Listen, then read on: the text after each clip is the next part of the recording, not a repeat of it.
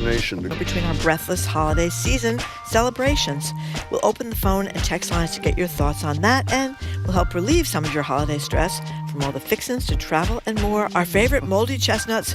Hope you're not allergic. That's next on Boston Public Radio 89.7 GBH, live from the Boston Public Library.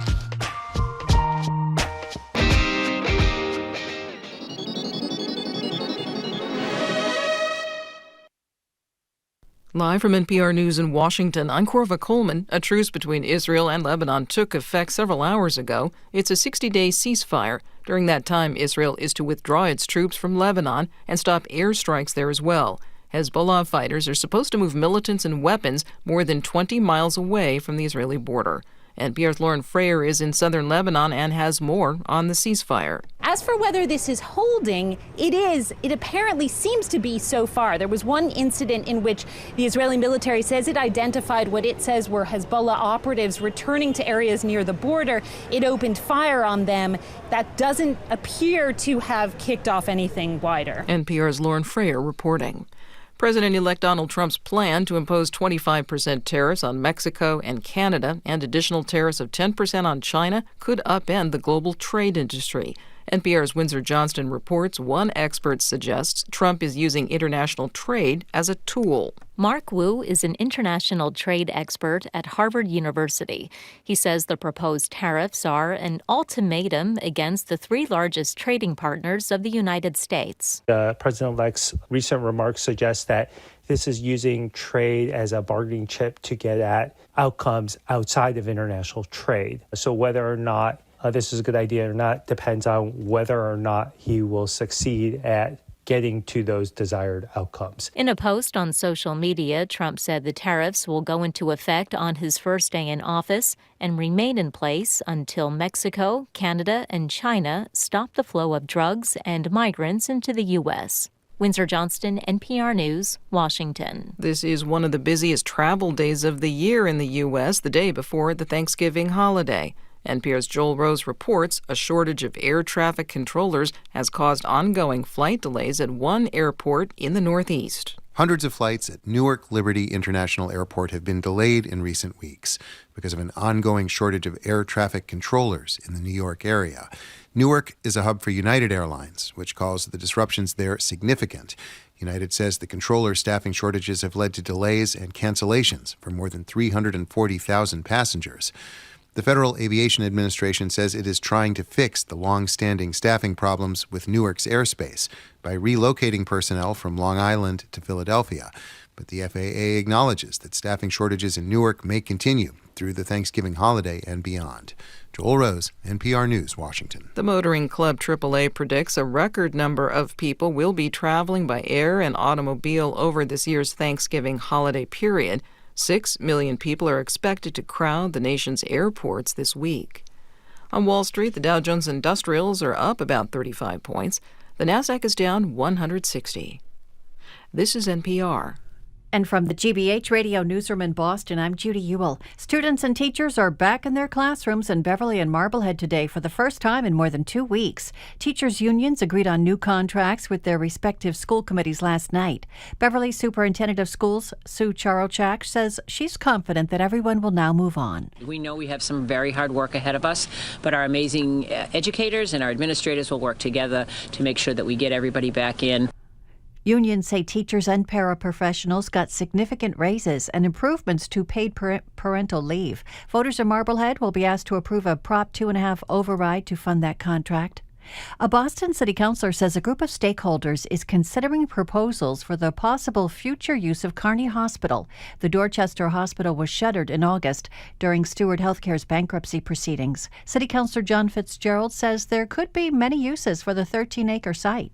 And what are the other uses that you can support that can support a healthcare facility? Is it assisted living, right? Is there other things where there's things such as hospital hotels?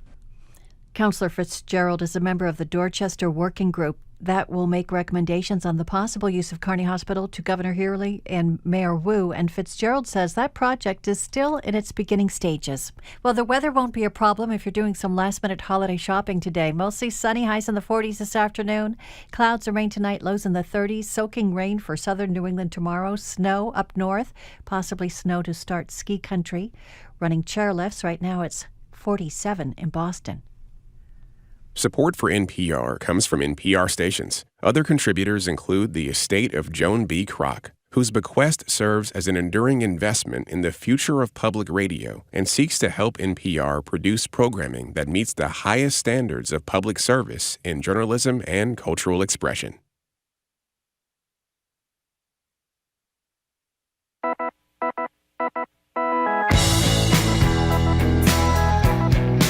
He's Jim Browdy. I am Marjorie Egan. You're listening to Boston Public Radio, 89.7 GBH. Thank you. Live from the Boston Public Library and streaming at youtube.com/GBH News. We are off tomorrow, but GBH is airing a special Thanksgiving program. And Friday, it's an encore edition of our show. We'll be back live here at the library next Tuesday and back live, of course, in Brighton on Monday. Hello, Jim. Hey there. Do you think it's a troubling beginning to the show? The only two people who applauded for us were you and Jamie. That is a slightly troubling sign. It's a smaller than usual crowd here on the day before Thanksgiving because everybody's getting home, Jim, working on the fixins. Yes, they're working on the fixins. By the way, we're going to be joined in a second by Martin Smith, who's done another terrific job with this film about the leader of China as Donald Trump is about to re-enter his presidency for the second time. And obviously, I think that's going to be a big potential either economic conflict or whatever. But Martin will join us in a couple of seconds. What do you think of the resolution of the teacher strikes? You want to badmouth the teachers on the North Shore? All three strikes are resolved. I'm very glad that the children are back in school. I'm sorry they had to miss all these days of learning, and I'm sorry their parents had to scramble frantically with their jobs and coordinating. Well, let me ask you something. You know, one of the things we talk about we're only going to spend a minute on this because it's a holiday and we're not going to ruin everybody's holiday in advance. They did pretty well in these contracts from what I can read from afar, these three contracts.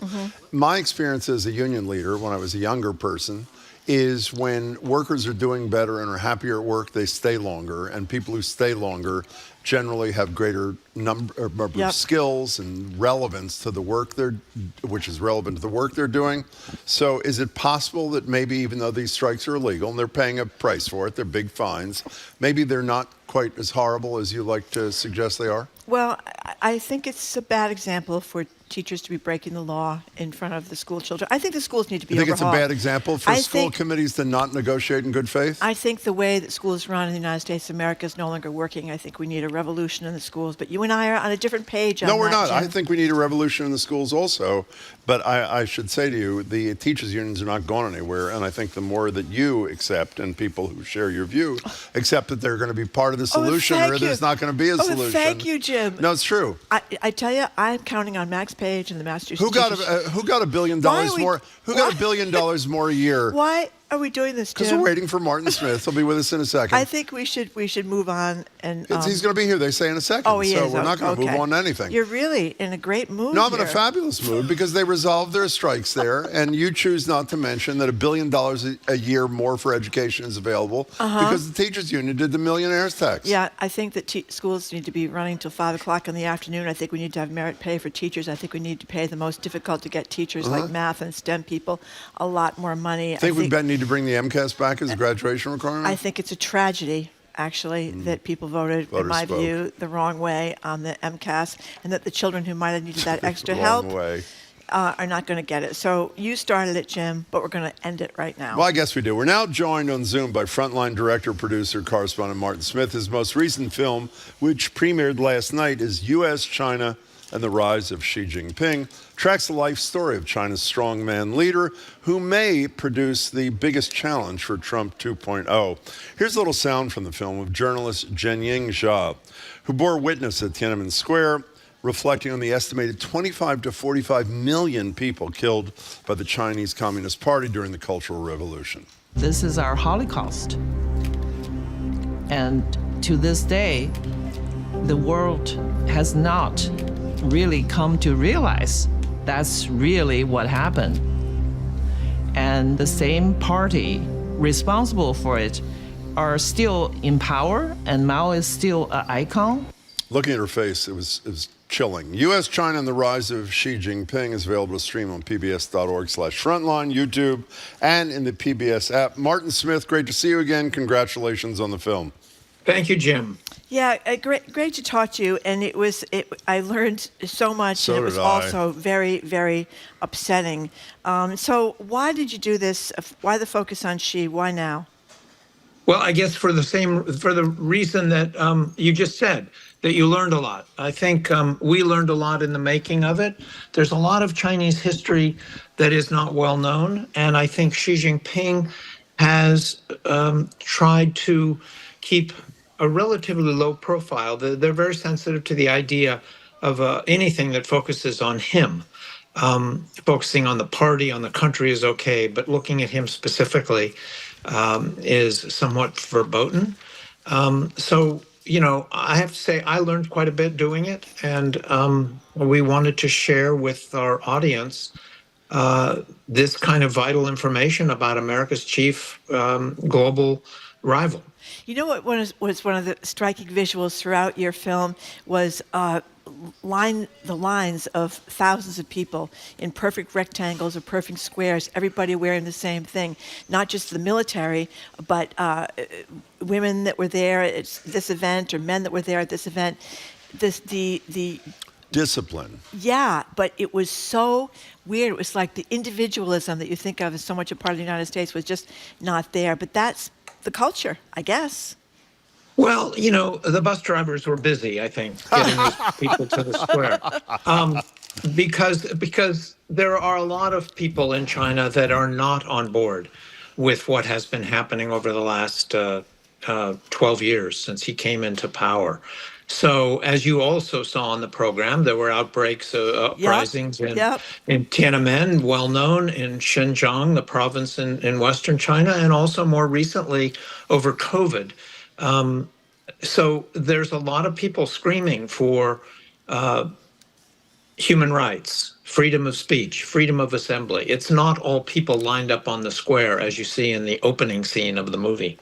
Martin Smith, I watched your film this weekend, and the thing that I've come back to about 20 times in my mind is this. Margie and I talk a lot on the show about politicians in this country who've been totally humiliated by Donald Trump. Two cases in point: Ted Cruz, Mitch McConnell. He used a racist expression to describe McConnell's wife. We know what he did about Cruz's wife and father, yet both of them come back and embrace Trump in the most sycophantic way. We have Xi Jinping, whose father was jailed by Mao for years. In response to the party, his mother essentially disowns him, meaning Xi, and Xi is a sent-down youth who has to do hard labor for years, yet at the end of all that, he embraces the very party that has exacted all this pain on him and his family. How do you explain that? I think if you can't beat them, you join them. Mm-hmm. In the simplest way to put it, he recognized that if he wanted to advance, and he had his own ambitions as a young man in China, that he was going to have to embrace the party as it was. He couldn't change it. So he has been redder than red, embraced Mao, and he has advanced in the system. He's a cautious, calculating player who has been able to rise because he has not bucked the system. Talk about the sort of humiliation of the people like Xi and his father and Xi himself with the dunce caps, etc. Yeah, the father was sent to work in a factory after he offended Mao. After being a hero of the revolution and advanced after 1949, he had a high-level position, but then Mao decided that he was disloyal, perhaps, and so he sent him off to work in a factory, gave him 8 years incarceration, and then young Xi was subjected to what they call struggle sessions. He's put in a dunce cap. He's derided, denounced, even by his own mother, in public displays. And then at 15, he's sent off to work in the countryside and do hard labor for 7 years. So he doesn't have any secondary education. And he lived in a cave home in one of the poorest provinces. But he's, as you point out, he's embraced Mao.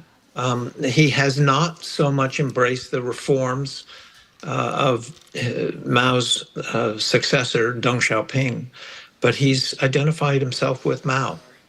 You know, Martin Smith, we're talking to Martin Smith from Frontline.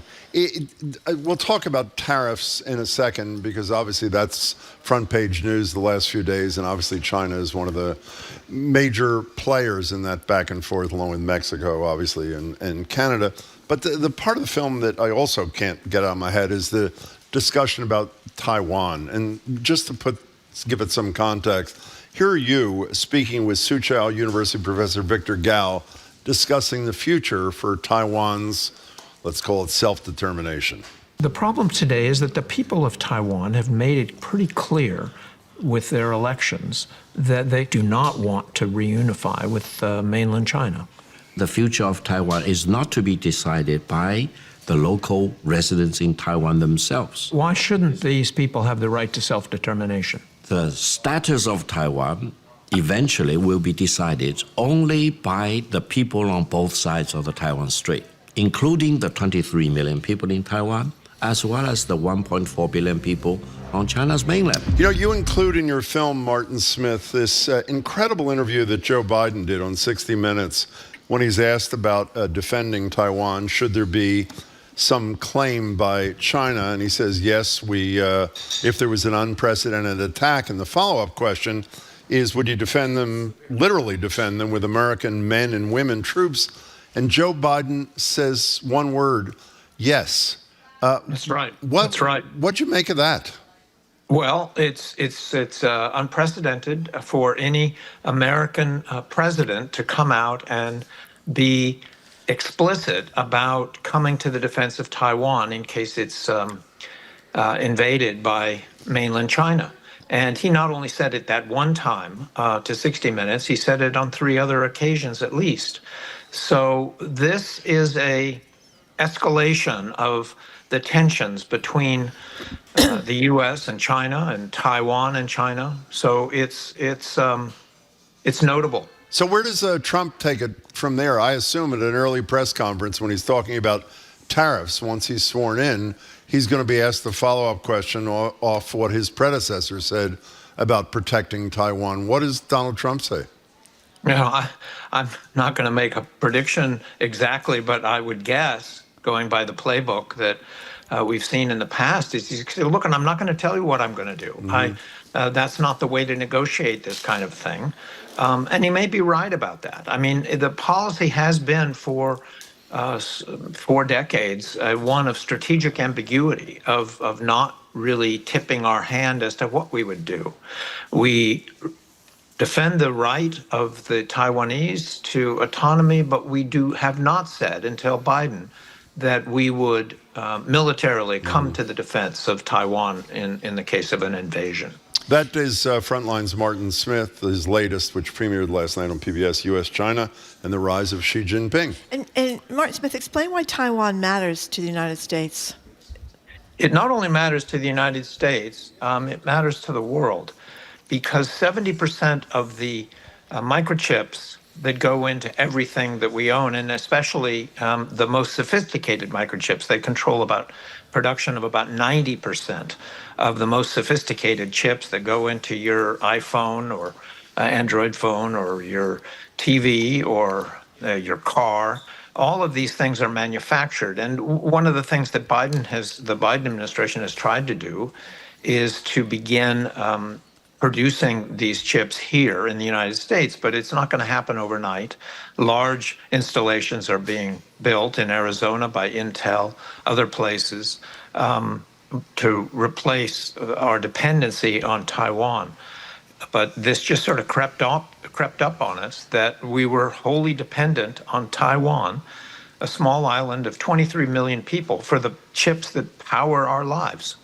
You know, Martin Smith, people I think know, even without having seen the film, everybody knows about Tiananmen Square. A lot of people know about the crackdowns whenever democracy attempts to rear its head. But can you spend a minute describing some of the uprisings, incredibly courageous uprisings of the Chinese people, whether it's, as you say, in the face of COVID or other suppression of speech? Describe some of those to us, if you would. It's important because what it shows you is that people are not all in straight lines wearing the same uniform. And so during COVID, you had these protests because of the lockdowns, which were severe. People were locked in their apartment buildings, couldn't go out. The streets were empty, especially in Shanghai. And so the people rose up in Wuhan and Shanghai and many other places protesting, and they came out on the streets with a white piece of paper because they couldn't have anything written on it because that would be explicitly protesting. So it was a symbol of the repression that they face and the limits on free speech.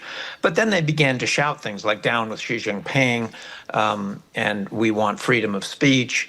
So those demonstrations became the biggest since Tiananmen, and it just as it shows you, I mean, just in the last few years, that there is this wellspring of dissent that keeps rearing its head, and that repression, as much as Xi Jinping learned the lesson that repression and control was the way to keep 1.4 billion Chinese people in line, he has also seen that this repression doesn't fully work. Now, he's got a technocratic state he's got 600 million surveillance cameras in China, but that's about one for every 2 citizens. So he's trying hard to keep this under wraps. And, I guess it's not easy to run a country of 1.4 billion people. They look at American democracy and they think, well, that's a mess. We can't do that here. Yeah, those were another visual that really got to me, the surveillance, where you had the shot of the cars going down the highway and people's realization that they're could be followed at every moment, practically, of their lives. Yeah, and it all goes into a large bank of computers with AI and other sophisticated software that keeps a file on you and me, and then they score you as something called the social credit system, which tells them in a file where you've been, what you've been doing, who you read, what you watch on TV, what are you buying, where you're going. So it's extensive. You know, Martin Smith, to show my devotion to a talented colleague, that would be you. Not only did I watch this film, which I wanted to, but I actually watched an interview you did on C-SPAN, and for which I'd like a little credit, I should say. But in any case, I'm giving you all the credit. You get all the props. Okay, thank you. I appreciate your kindness. 2 hours is a lot, and then another hour of C-SPAN. My God. No, 2 hours was a breeze. I loved every minute. C-SPAN is a bit tougher at times, even though it provides a wonderful service. You said something like you were there, I think, in January, and you got COVID, from what I recall, and you were under the impression, having spoken to people there, that they were going to cooperate in some fashion with the making of this documentary, and then they didn't. What happened? Well, I went over there with the idea that we were going to do a program that focused on U.S.-China relations, and I wanted to bring up all the hot-button issues and have Americans criticize China and have China criticize America. I wanted to hear from both sides. And so I went over there and I said, look, I'm going to do these interviews in the U.S. People are going to say things about you that you don't like or don't agree with. I want to give you the opportunity to respond. I talked to academics. I tried to get to some, I did reach out to some former government officials. I had quite a bit of people signing on to do this, and I had letters confirming this. But I was there on a business visa, and that didn't allow me to operate as a journalist. So I came back to New York. I went to the consulate. I applied for myself and my crew to go back and get journalist visas, and the application sat there for months. I had meetings with them, many phone calls. I had, a nice lunch in a Chinese restaurant with officials. But at the end of the day, after many months, we pulled the application and we went ahead and made the film. And we've decided at that point that we would focus more on Xi Jinping because we couldn't get the discussion going that we had hoped to get. They're going to say, oh, look, you were always going to do Xi Jinping. And that was not the case. We were really honestly trying to give both sides of this story a fair shake. Well, tell us about the Uyghurs. Yeah, in Xinjiang province in western China, there are about 15 million Kazakh and Xinjiang Muslims there. So they have been challenging Xi, as did the Tibetans in years past, but they were put down pretty much. And so in Xinjiang, there have been a lot of demonstrations against Chinese power. Xinjiang is an interesting province. It twice had broken away from China back in the 18th century, but then it has been taken over. But people there speak a different language. They practice a different religion.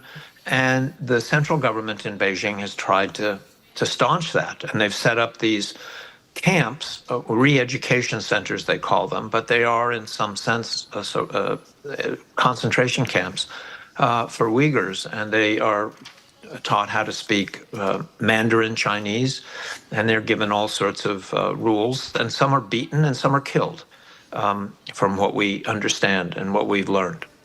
We have a little sound. This was so upsetting, of a Uyghur woman who said she was detained and tortured for weeks on suspicion of being a spy. Her infant children were taken from her, and when she was finally released, she was informed that one of her children was now dead. Here it is. They give me to his dead body, his body ice.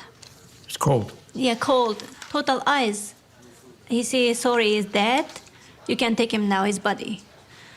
So, and then I say, wake up, and then I scream. So that time is the doctor say, the call please, 2 police coming. Say, get out from here, shut your mouth, don't scream, don't say anything, just go out from this place. Then they kick me out from hospital. How did you find this woman? You know, she has been, her story has been told by other media. She also testified before the U.S. Congress after she came to the United States. She's now living here in the U.S. with her 2 surviving children. So, you know, we wanted a story that was well vetted, and so we found Miracle.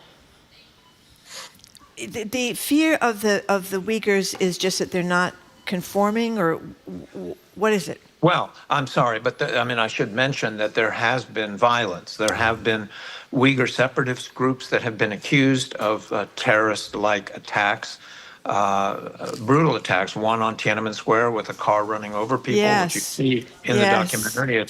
It's quite hard to look at, and other attacks in the Uyghur capital and other places with knives, killing scores of people. They're all blamed on Uyghur separatists. But as I pointed out to one of the fellows in the program, who's a government advisor, who I interviewed in San Diego, when 9/11 happened, we didn't arrest all the Muslims in the U.S. and put them into re-education camps. He had a pretty sharp reply, which I wanted to include, and we did, which was, well, you fought 2 wars, one in Afghanistan and one in Iraq, and how many people died there? So, we're not trying to say that our record is always clean and theirs is dirty, but this fellow goes on to say that sometimes human rights have to be abridged, and that's inevitable. You know, I know you're not in the Nostradamus business. You made that clear a minute ago, but there was round 1 of tariffs. China and the United States. There was that meeting between the two, between Trump and Xi. What's your sense of what happens? Trump's been talking a lot about the tariffs, picked a guy for Secretary of Treasury who's apparently going to embrace them, saying it's not going to harm the economy, it's not going to lead to inflation. What's your sense of what it leads to in terms of our relationship with China after January 20th, Martin? Well, I can't take predictions from economists too seriously. And not that I could do any better. I think we don't know. But in the past, in the first Trump administration, the tariffs led to a higher trade deficit. More jobs were lost. It didn't restore American industry. And it also caused inflation, because if you raise the cost to a company to import Chinese goods, they pass that on to you and me. And of course, that rise in prices is what inflation is. That's what causes, it's in part caused by these tariffs. So, Trump, again, as I said before, he sees himself as a negotiator, and I think he wants to strike a chord here that will help him get other concessions. How well thought that is, how well thought out that is at this point, before he takes office and before the rubber meets the road, I don't know. One last thing from me, Martin Smith. Trump, as we all know, is enamored of strongmen. Kim Jong-un, Viktor Orban, obviously Putin. From thousands of miles away and watching your film, it feels to me that Xi is not on that list. And if you agree with me, why? I think he is on that list. You think he is? He's definitely a strong man. No, I meant, but is Trump as fond of him? Yeah. I would think he would be. You do?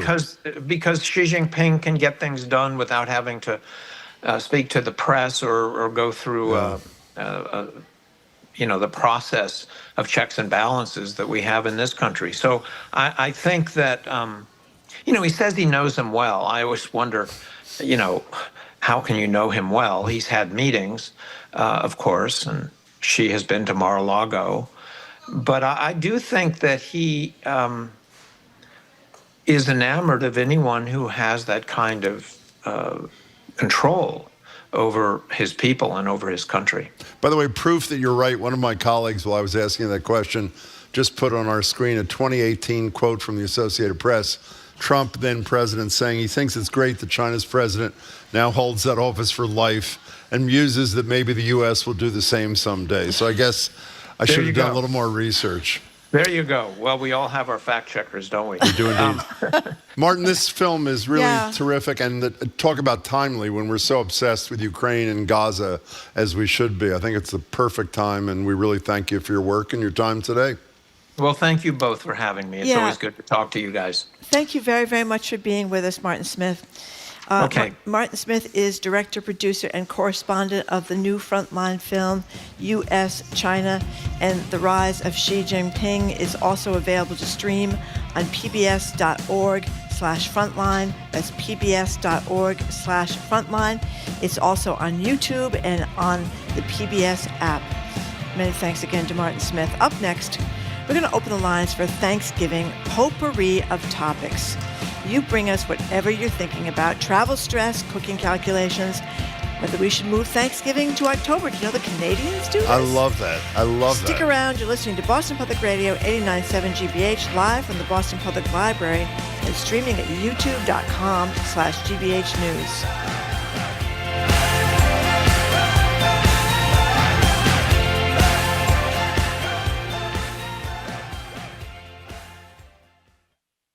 We hope you'll be enjoying some special time with family and friends this Thanksgiving. While you're preparing the holiday meal, we'll be answering some of your culinary questions. Join Christopher Kimball for a Milk Street Thanksgiving, followed by Turkey Confidential, where host Francis Lamb will be assembling his roundtable of professional foodies. We're chefing it up tomorrow, starting at 11 on GBH 89.7.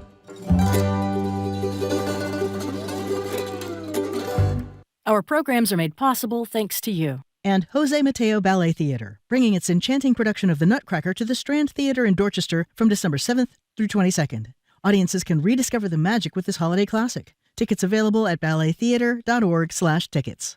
And Mass General Brigham Health Plan with Medicare Advantage plans featuring a new flexible benefits card to cover fitness and weight loss programs, healthcare transportation, and over-the-counter healthcare needs. mgbadvantage.org.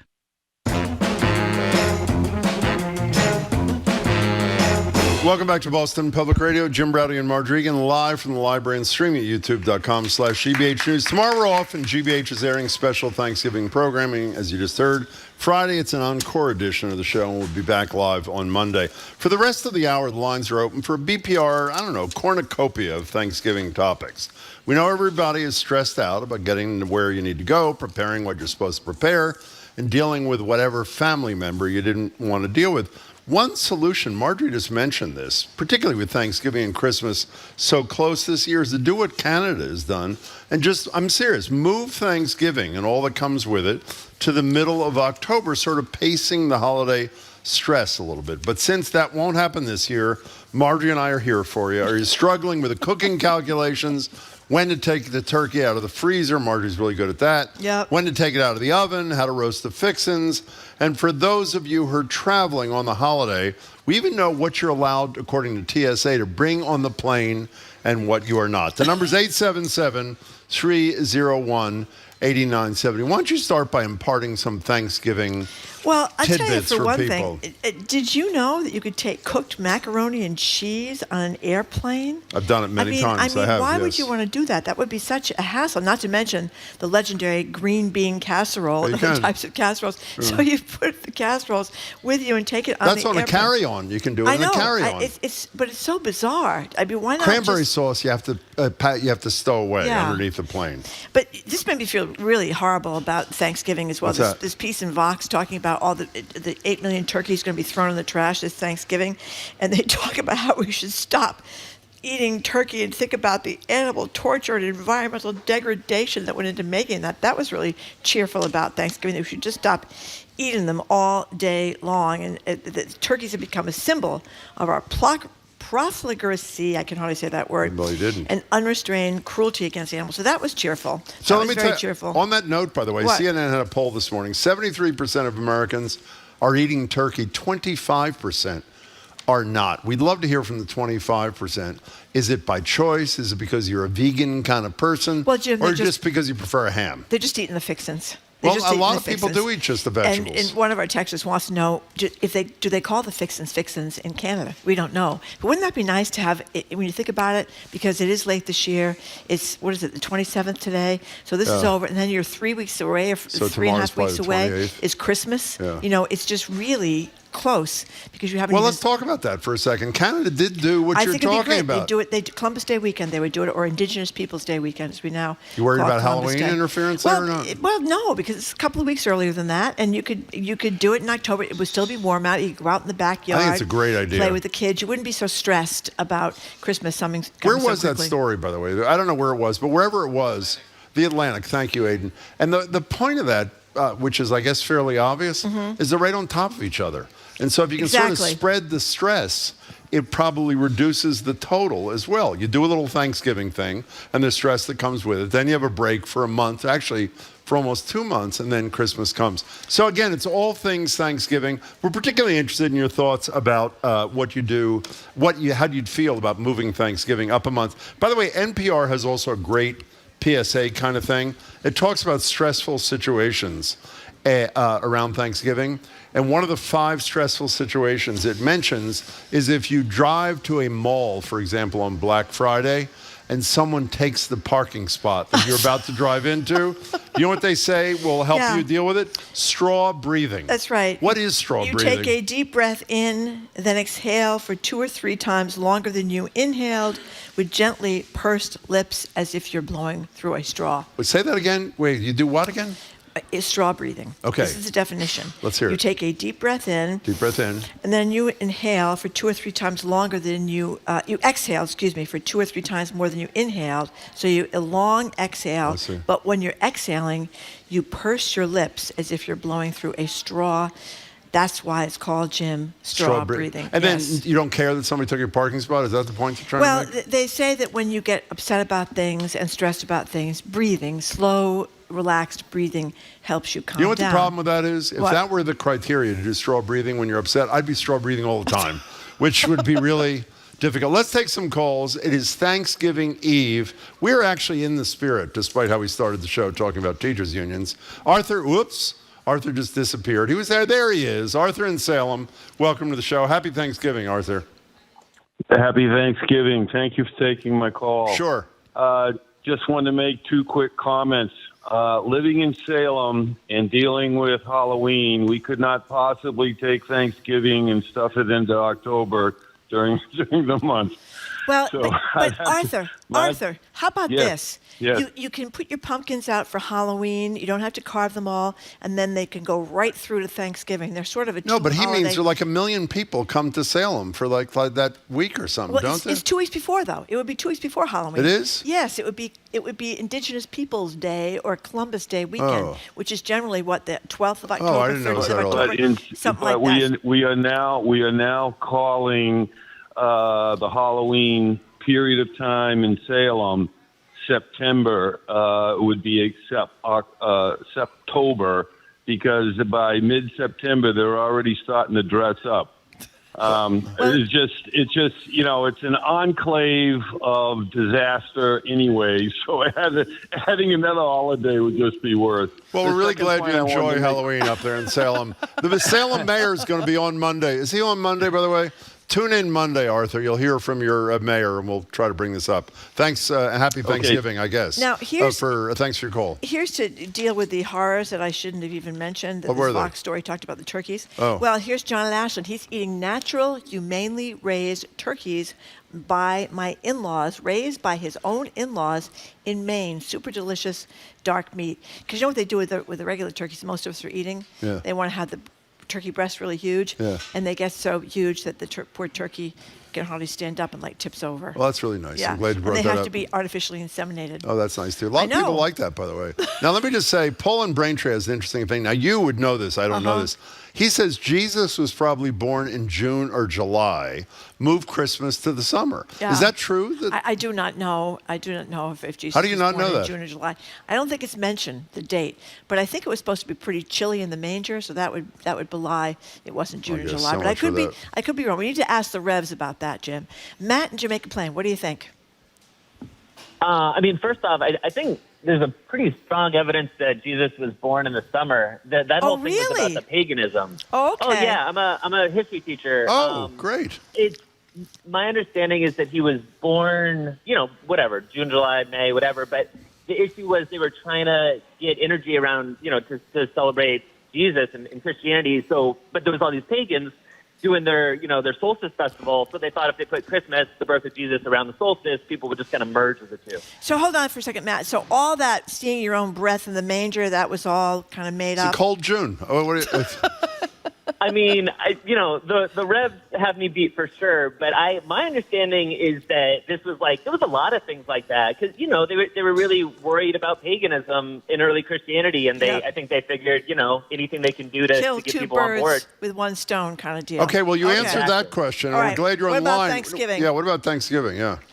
To me, this is real clear. If it ain't broke, don't fix it. I don't totally get it. This is one of the stranger questions you guys have engaged in the last 10 years of me listening. Appreciate it. I'm not against the question, but like I said, I'm a teacher. I like the cadence of the academic year. I like you kind of roll in. You get the 3-day weekend for Indigenous Peoples Weekend.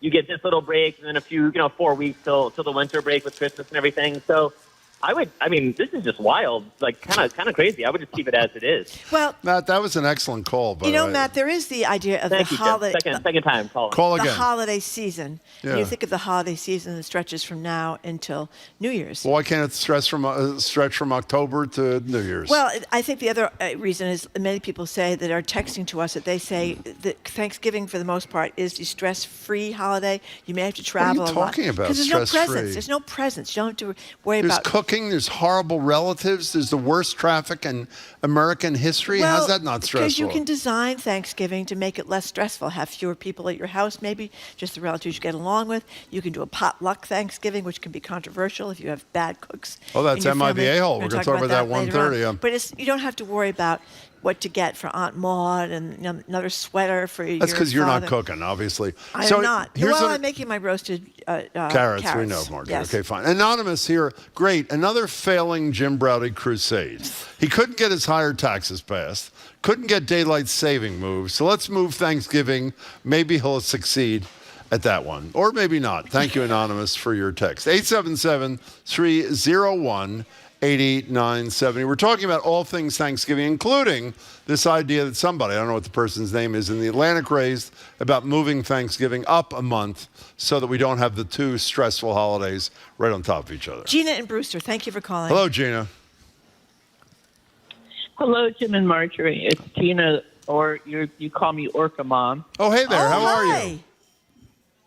I'm good. How are you guys? I think we're fine. So, yeah, well, we're all trying. We are. And so what we do, I grew up in Kentucky. So a few years back, we switched it up on Thanksgiving. And what we do is we make a traditional Kentucky dish called a hot brown. What is it? Yeah. Oh, it's amazing. It's so easy to make, too. It's toast points on the bottom. You get individual casserole dishes. And you put some toast on the bottom, cut into triangles. So then on top of that, you put some nice slices of roasted turkey, and then a few slices of tomato, and then you pour over that Mornay sauce. So that's the only hard part, is to make the Mornay sauce. That sounds good. good. And then you put a couple slices of crispy bacon crisscrossed on the top, and then you broil that. And it's amazing. And everyone loves it. It's super tasty. It kind of has the turkey, so it sort of seems like a Thanksgiving dish, but it's just, we make it sort of in the morning, and we watch the parade in Gina, our pajamas, eating hot brown. It sounds fab. When you do that, do you have a designated person who's going to call the ambulance, or is just whoever chooses to do it? Thank you. I always tell everyone ahead of time on Thanksgiving, it's a 2-hour trip to the hospital, so nobody hurts themselves. I love that. And Gina, you know happy. what? The only time that ever happened, of course, it was me, and I cut my hand really bad on Thanksgiving cutting up stuff. And I said, nope, I'm not going to the emergency room. I'll bleed to death first before I go Like your to the attitude. emergency I love that room on attitude. Thanksgiving. Gina, thank you for your call. Happy Thanksgiving. That brown thing you described sounds fabulous. Jamie just typed us a note. I can't wait for Fox News headline after this segment. Liberal Boston NPR wages war on Thanksgiving. We both love Thanksgiving. Do you love Thanksgiving? I do love Thanksgiving. I love Thanksgiving. I just like the idea, which I don't think is that radical, about moving it up a little bit so they're not right on top of each other. Well, here's a very clever idea from Kelly in Boston. She wants to keep Thanksgiving when it is, but move Christmas to late January. Provides a break between the big holidays, and it would be so nice to have lights, decorations, and something to look forward to in the dead of cold, That's dark not a horrible January. idea. Well, you know what I've noticed, and I'm sure you have too, people keep the Christmas lights up way into the wintertime. People still have them up in March. And then this about the birth of Jesus. What are you laughing at? Joel in Connecticut texts and says, is this how a chestnut starts to mold?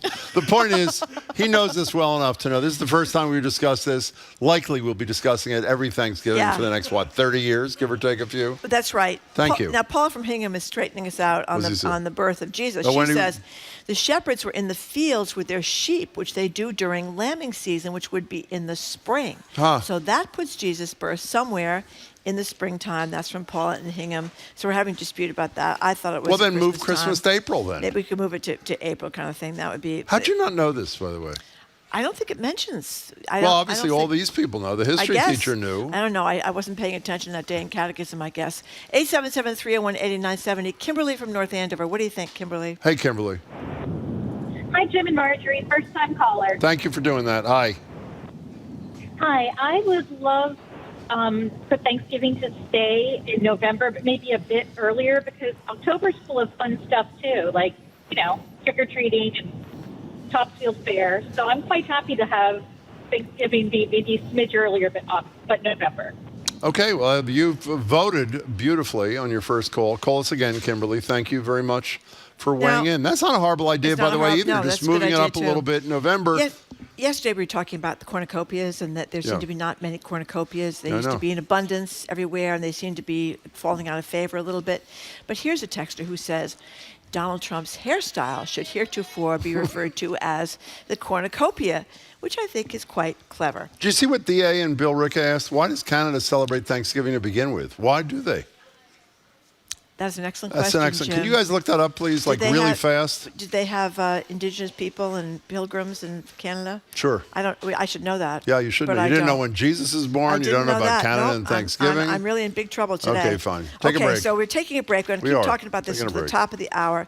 Should we move Thanksgiving, et cetera, et cetera? You're listening to Boston Public Radio, 89.7 GBH, live from the Boston Public Library. Ireland will vote for a new prime minister on Friday. One of the frontrunners in the race is out on bail for money laundering charges. But now he wants to... I'd like to tidy, clean up Dublin. Everything, lots of stuff. The latest on Ireland's election and other stories from around the globe. Next time on The World. This afternoon at 3, here on GBH News 89.7. Support for GBH comes from you and the Art Complex Museum in Duxbury, Massachusetts, now showing American paintings from their permanent collection and paintings by Massachusetts artist Nancy Hayes. Admission to the museum is free.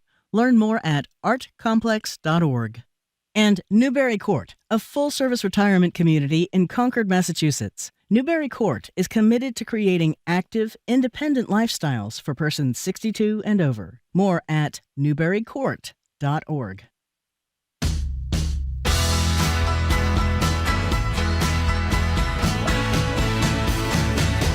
Welcome back to Boston Public Radio. Jim Browdy and Marjorie Egan. We are streaming at youtube.com/GBH News. Tomorrow we're off, and GBH is airing special Thanksgiving programming.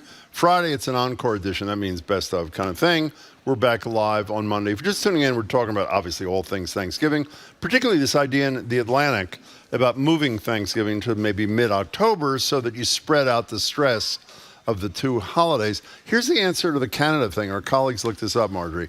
As a liturgical festival, Canadian Thanksgiving corresponds to the British and continental European Harvest Festival, with churches decorated with cornucopias, pumpkins, corn, wheat sheaves, and other harvest bounty. Thanksgiving has been officially celebrated as an annual holiday in Canada since 1879, always mid-October since 1957. I have no idea why. And as CNN says, it's obvious, actually, that the weather is nicer for outside activities. That's a very good point. We have some people that think it should be in September. So we're all over the place. That's pretty radical, or don't you think? The first or second week of November instead of the last Thursday in November to give us more distance between Thanksgiving and Christmas. So listen to this.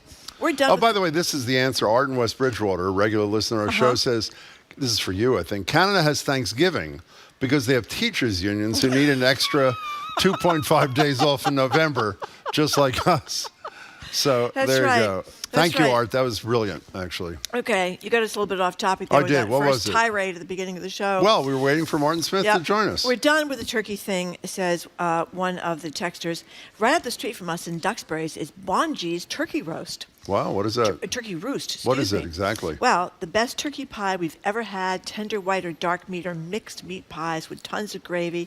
And this texter is making their favorite Bell stuffing today with sausage, mushrooms, onion, and celery, and secret ingredients, a cup of cider added. And so they're really enjoying themselves. Can I tell you something? A chicken Bonji's or a turkey? Turkey Roost. How do you spell Bonji? Bongi. Where? In Duxbury. Let me just say, is there anything better than, in terms of comfort food, than a pot pie? Pot pies are really good. Oh, and don't you love saying really pot pie? Pot pie. Exactly. Pot pie. How good does that feel? And they're going to drown in rum drinks, shrimp cocktail, and homemade Reubens until dinner tomorrow. Wow. Wow. We should all go to their house. Yeah. Plus a coconut custard pie. Wow. You're getting a little excited about this, It sounds like a great recipe. Somebody else texted. Marjorie's making carrots for her I'm making carrots, that's right. That's really Peter from Waltham says, the Pilgrims fashion Thanksgiving after the Jewish Harvest Festival of Sukkot, that's how you say it, right? Sukkot, which falls sometime from late September to mid-October. Those are great. We have a lot of those in my neighborhood where people have the thing in the backyard or on the back porch, and there's all these harvest things hanging down. You go from house to house enjoying that. That's really fun. And someone else who's Italian says, says they've God. had it with the turkey. They're just going to do a bunch of pastas and a bunch of wine and just drink all day. That's incredible. Isn't that story. great? That's fabulous. Frank Weston, what do you think? Hello, Frank. Frank. Oh, hi. I'm in Boston. Wherever you are. Sorry, that was my mistake. Go ahead. What's up? I don't agree with the Moving Thanksgiving. changing the Thanksgiving. Thank you. But I do. I'm talking about your what to do when someone steals your parking space. Yeah, oh, I I'm have glad 5 you called kids. about that. What is it? I have 5 kids. Yeah. And when my kids were younger, Yeah. if someone took my parking space or did something really to make me like Angry. crazy, Yeah. I would take their diapers off of them, and I would use the diaper on the hood of their car or on the windshield, and it would be best if it was loaded with crap. Can I tell you something, Frank? You set such a good example for your children with that, because I think that was really mature, really mature. Now, did you ever stick around long enough from like a long distance to see what the reaction was to your little caper there, or no? Well, No. I did one time at LL Beans. I had 2 big long campers. Sure you did. They sandwiched me in, and I had to go in the back door to get to the front seat. Okay, how many of the 5 kids are incarcerated, Frank? I tell you what, I bet the person... Frank has a bad connection. Thank you for your call. It's an excellent, excellent call. I bet Thank the you. person never did it again. What? After getting a dirty diaper. Oh, you mean in their car. yeah, but don't you sometimes double down one of my least expressions when somebody done you wrong kind of thing? Do you get upset when someone like sneaks into your parking space right ahead of you? You just blow it off and move on. Exactly. It's a small thing, Jim. It's part of living. Okay, Thanksgiving should move to August, says a texter, the only summer month that does not have a state holiday, and that is true. We have 3-day weekends That's a very good point. every month except for August here in Massachusetts. And that person points out, Jim, we could take advantage of daylight saving time if we did that. Excellent. And be going out and playing football on the back deck or the backyard or whatever it is. Did you ever, well, we haven't discussed it all. It's too late this year for Thanksgiving. Every year we talk about fried turkeys. I've never had one. I always want to. I know they're really dangerous. You have to be careful. You have to do it outside or they're going to explode in your face. Or you ever had a fried turkey? I've never had a fried turkey. And someone texted about a spatchcock turkey. Yeah, that's when you take all the you take all the bones out. It's like it's like a pancake turkey. Oh, you ever tried that? Debone it. What? You ever tried that? No. Oh, okay, anyway. well, that's it. That ended that conversation. Some people really like that. And Yeah. then the person adds mashed potatoes and champagne, and that's the end of that. Okay. Marjorie, again, if you're interested, and I know a lot of people are, is making carrots. How excited would you be? Marjorie's coming to our Thanksgiving. What's she bringing? I'm Carrots. bringing my legendary. What's legendary? What do you put on them? I just roast them with red onions. It's Really? really easy. Can't Sounds go great. wrong. Can't No. go wrong. And the red People onions love those. get really crispy. Okay, up next, we're going to Up talk to next. Sue O'Connell, our media maven. She's next. After a news update from NPR. Stay with us here on GBH 89.7. Funding for our programs comes from you and Cure Alzheimer's Fund, which supports vital scientific research into the causes of Alzheimer's disease, because research is the only path to a cure. Learn more at curealz.org.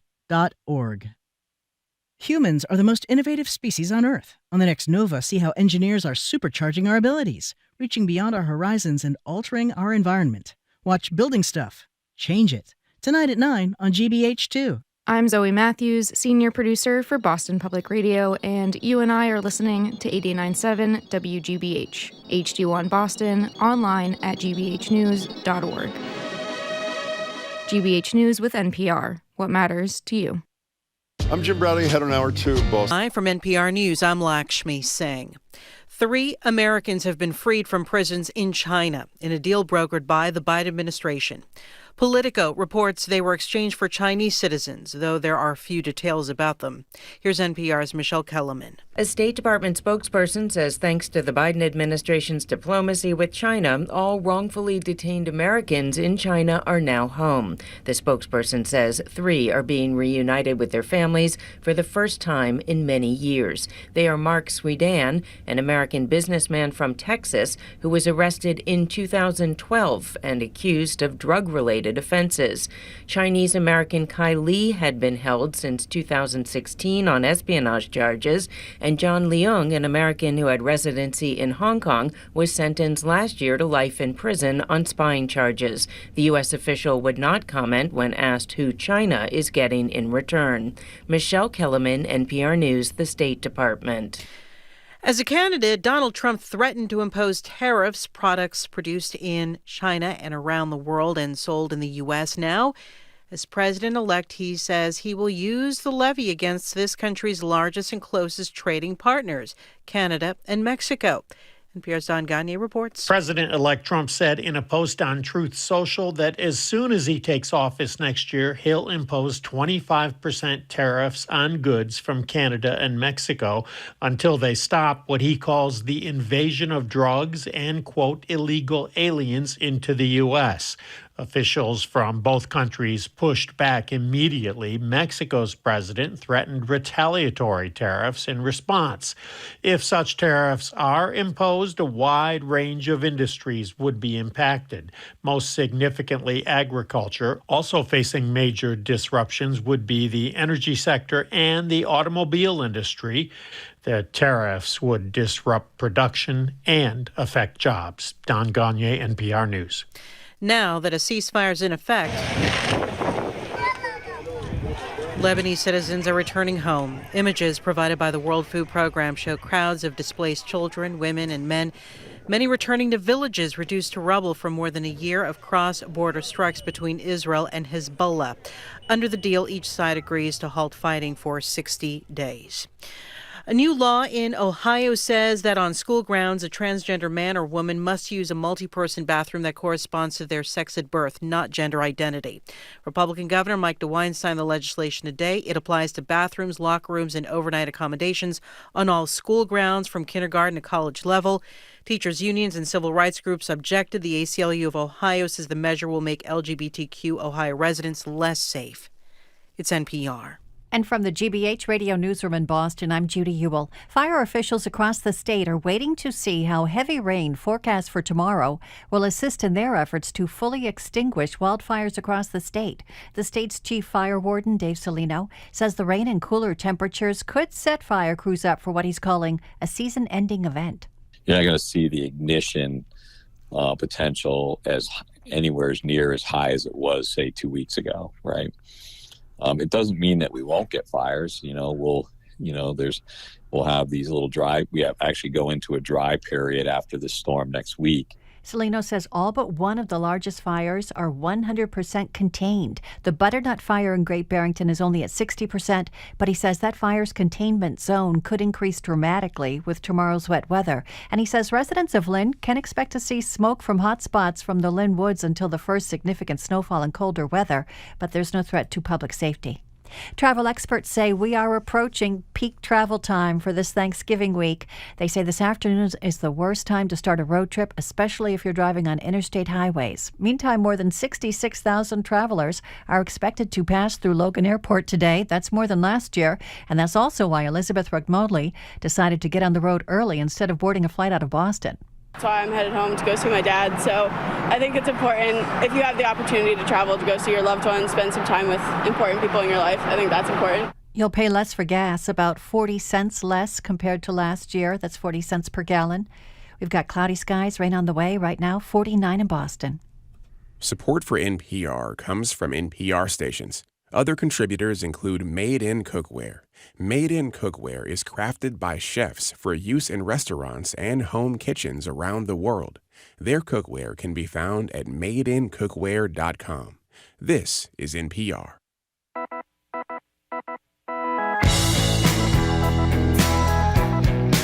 Eastern Browdy, I am Marjorie Yeagan. Welcome to hour number 2 of Boston Public Radio. We are broadcasting live from the Boston Public Library and streaming at youtube.com/GBH News. Tomorrow we're off for the day, but GBH is airing a special Thanksgiving set of programs on Friday. We have an encore edition of the show, and we'll be back live on Monday. Hello again, Jim. Hello again, Margie. We're joined now on Zoom by Sue O'Connell. She's co-publisher of Bay Windows and the South End News, co-host with Corey Smith of NBC 10 Boston's That Issue. That's every Sunday at 11:30, following Meet the Press. Hello, Sue. Why aren't you here again? Because it's the Wednesday before Thanksgiving, and if I go there, I will never get home. Well, how about us? We're here. Listen, you're getting paid a lot more than I am. That That's might be right. true, actually. She's preparing for the big day tomorrow. That's why she's not. Okay. That's why she's not here. So we've talked a lot about Seth Moulton's remarks about transgender women in sports. We talked to them last week when you were subbing in for Jim. What is the latest, please? LGBTQ advocates meeting with Seth Moulton. Guess it didn't go too well. Yeah, and this is I've been in this situation myself back in the 90s. Representative Joseph Kennedy, not the third, the junior, once made a comment about queer kids in schools and the Gay Straight Student Alliances in Cambridge, and we all went to meet with him, and the meeting didn't go well. So I'm so thrilled to see some 30 years later, the same thing is happening now with a different congressperson, and that, of course, is Seth Moulton, who immediately after the election came out to say that the trans issue, and I'll remind our listeners that trans people make up less than 1% of our United States population. An estimate is 0.06%, and basically said that the trans issue was a problem and an obstacle to Harris winning the presidency.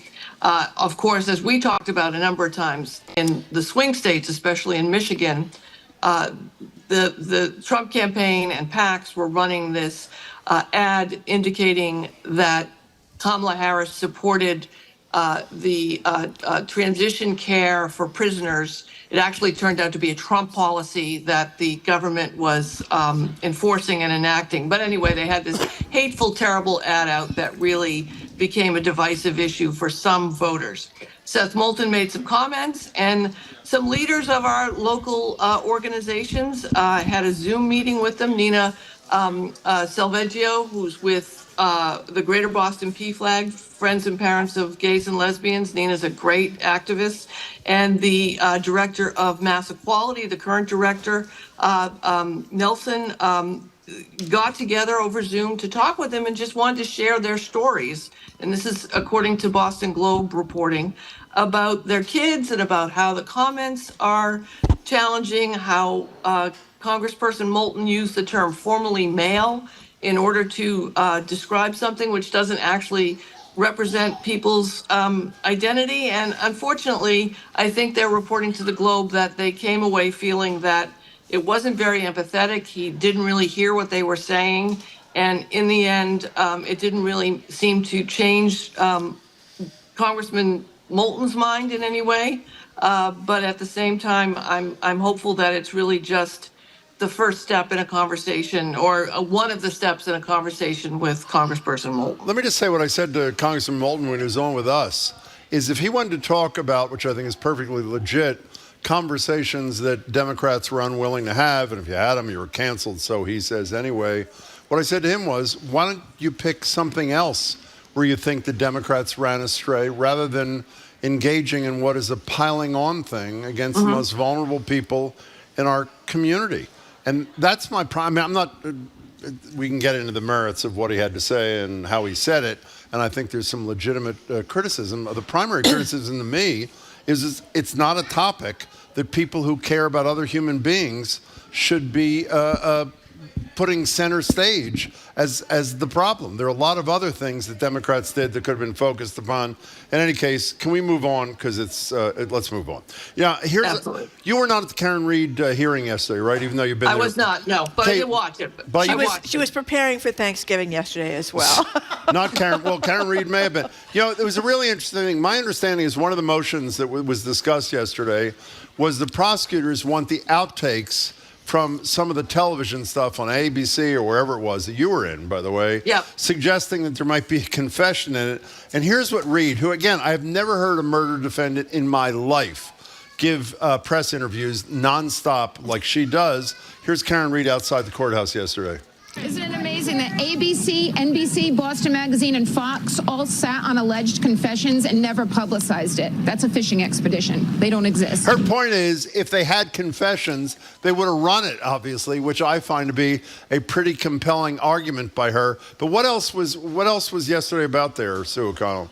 Well, part of it is that they want to, I mean, and I don't want to get into the weeds about the legal aspect of, who's going to give up what tape and if tape exists of what she said. I mean, both, ABC and NBC, not the local networks, the networks on Dateline and on 2020, I think it's called, they aired what she said, and she said it, I think, before these interviews were done before the trial. So the prosecution wants to bring those statements in, which are contradictory. She tells different stories. I mean, it's out there. They never used the word confession in the court yesterday. They did say admissions. So Karen Reed is doing a bit of a spin. Well, what's the difference? Well, the difference is a confession is to the crime in particular. Yeah. Okay. And the admission is this is what happened. Okay. And I think she kind of miscommunicated that a bit because some people were like, "Oh my God, the media is so terrible." It's like, no, that's not what she's saying. So they were looking for that. They're also looking on her side. The defense is looking for the personal cell phone data and emails from DA Morrissey. It seems that he had been communicating with a number of people involved in this case on his personal cell phone and his personal email. So, and his phone seems to be set up to delete messages every 30 days. So her side is eager to get that information. And the Commonwealth is looking to get the information, the cell information from Karen Reed's parents, particularly her dad, again, her side makes the argument that the Commonwealth has had her phone. They would be able to see if she communicated with her parents between midnight and 6 a.m. on the night of the death. So they're just kind of inching forward. I think if we look at it from a 360-degree, 180-degree view, they are trying to really focus in on a manslaughter charge, I think, here, trying to show some of the confusion that she had about what happened, which she said to the news outlets, and some of the behavior that happened between midnight and 6 a.m., which, frankly, the first trial did not concentrate that much on. It was all about what happened before John got out of the car. And so I think they're going to be trying to focus on what happened after he got out of the car. By the way, manslaughter as opposed to second-degree murder, which was the top charge in the first trial. I'm sorry. Right. I think the calls to mom were like 2 a.m. and then 2 at 4:20 or 4:30 or something, which is an odd time to be calling your mother. But I did think, we used to say years ago, don't ever text anything or put anything in your email or write anything anywhere on the computer that you wouldn't want your grandmother to see. I mean, I think, one of your relatives gets caught in some problem. If you got any shady relatives, your cell phone, your computer, your everything could be at the Norfolk courthouse. Yeah, but don't you think she was in panic whether she did it or didn't do it? Either the guy was missing and she had no idea what happened, or she's responsible, in which case, both cases, this is probably a person in panic, right? Yeah, I will say in Karen I don't know Reed's I don't know what she was doing it for. Yeah. Well, I'll say in Karen Reed's defense, she is a very excitable and volatile person. Yeah. And all of the evidence that was presented of what happened before that night happened shows her to be someone who is volatile and obsessive. So we'll obviously have to see what the evidence says, but it is not out of character for her to be calling her parents and looking for John from midnight to 6, whether she did it or didn't do it. I don't, we'll have to see what the evidence is there. But also, Marjorie, to your point, average citizens don't think this. Yeah. But there's a good chance we're going to see DA Morrissey had communications on his private. How often do we see this public records and open records business with government officials who think they're using a private phone, so therefore they are exempt from it, and they're not, right? If you're doing business on your cell phone, that's your private cell phone, it still is part of the public record stuff, which is another issue. And don't forget, Trooper Michael Proctor absolutely was, texting obscene, sexist, crude things to his supervisor, who also is paying the price because he didn't take action. So listen, if you're texting it and you're writing it And as Andrea Cabral says all the time, if you are happy with it being read in open court and broadcast on NECN, then go ahead and send it. I mean, think of the texts you've sent in your own life. How about texts you and I have sent to each other? Exactly. Exactly. Okay. So when I can't take it anymore, Jim, and something bad befalls you, they'll see all those text messages on my cell phone. Yeah, I've erased them on mine. In any case, I like, Marjorie, how you're setting up a defense already. Exactly. So That's right. Just preemptively. I know I'm going to be mocked by Marjorie. I'm going to say it without looking at you.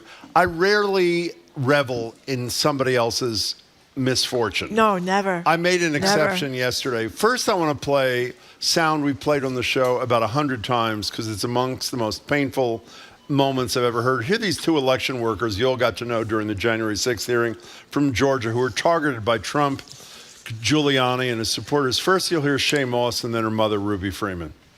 I no longer give out my business card. I don't transfer calls. I don't want anyone knowing my name.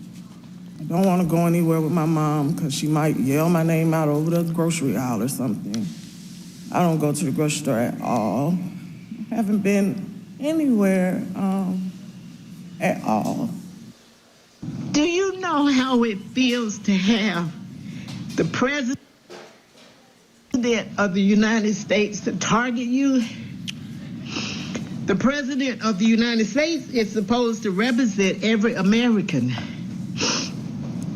not to target one. So these two people, after having tried to do their jobs as election workers, I'm sure you all know the story, were lied about in public by the President of the United States and by Rudy Giuliani, his right-hand guy.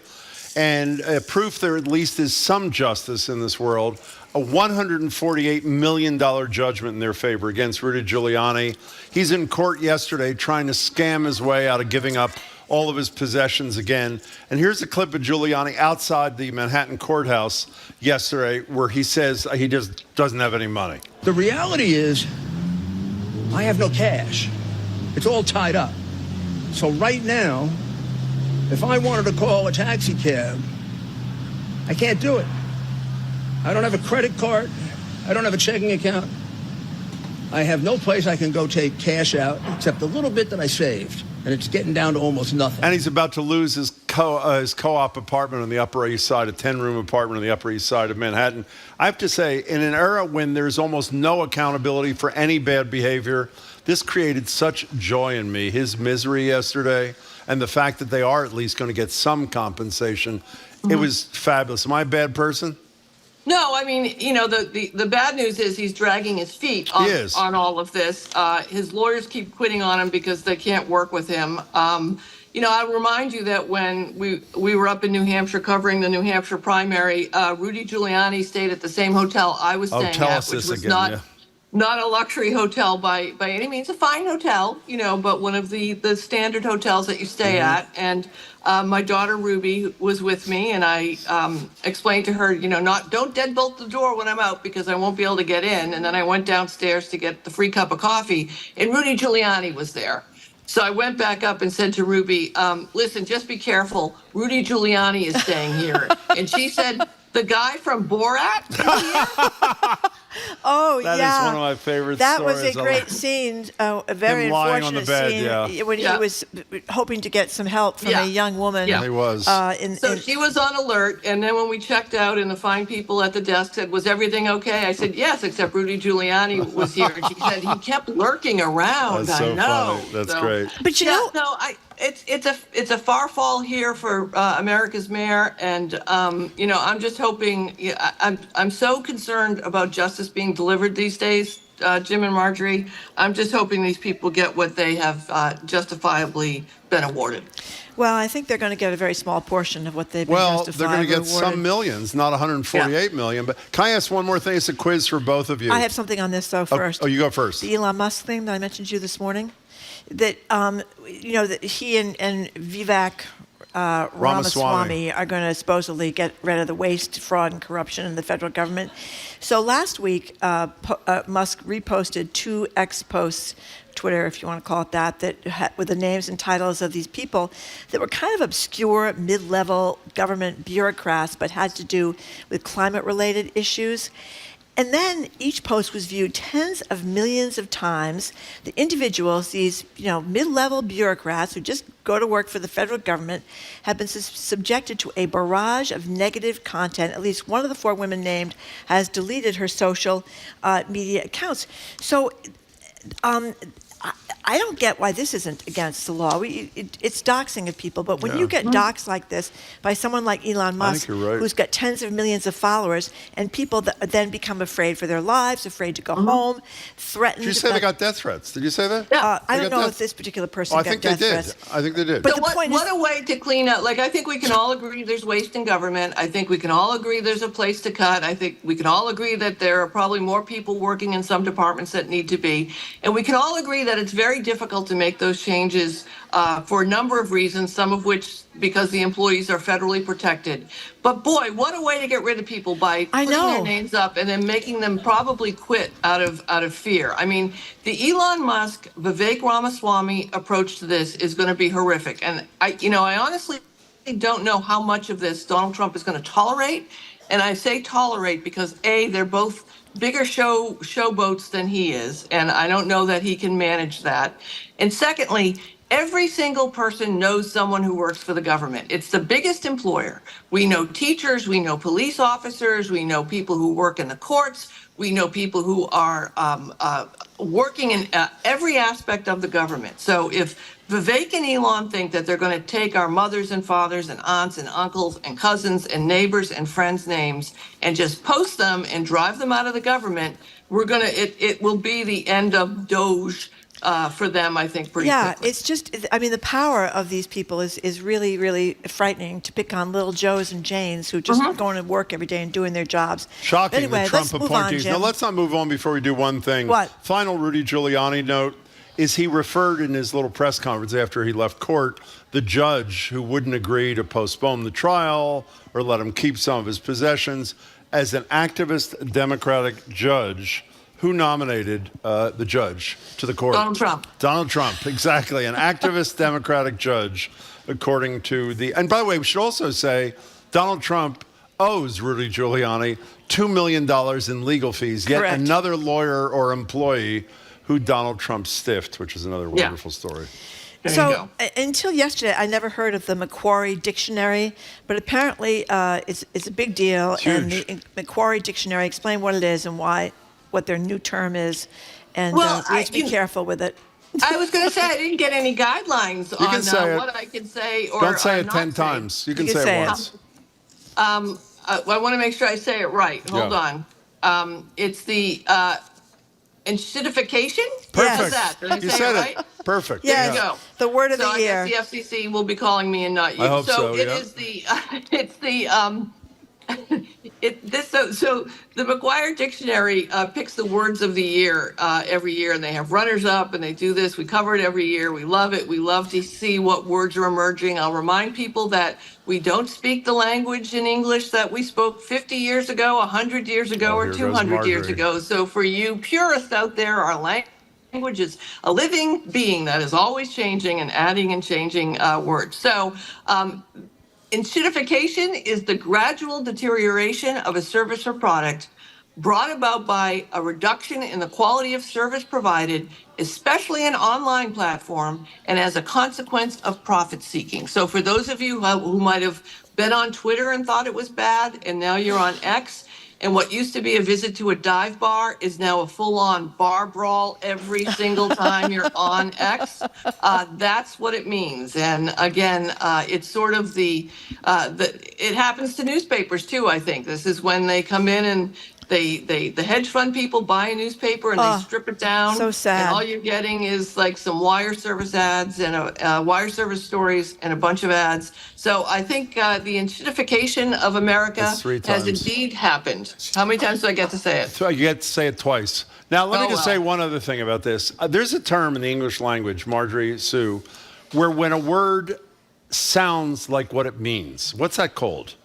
Onomatopoeia? No. Well, I don't think so. Is it? Whatever it is, if you didn't know what the definition of the word Sue mentioned, would you know exactly? Yes. It is such a fabulous word, which I had never heard until this dictionary named it word of the year. But does it not say everything you need to know about the state of the world? I think so.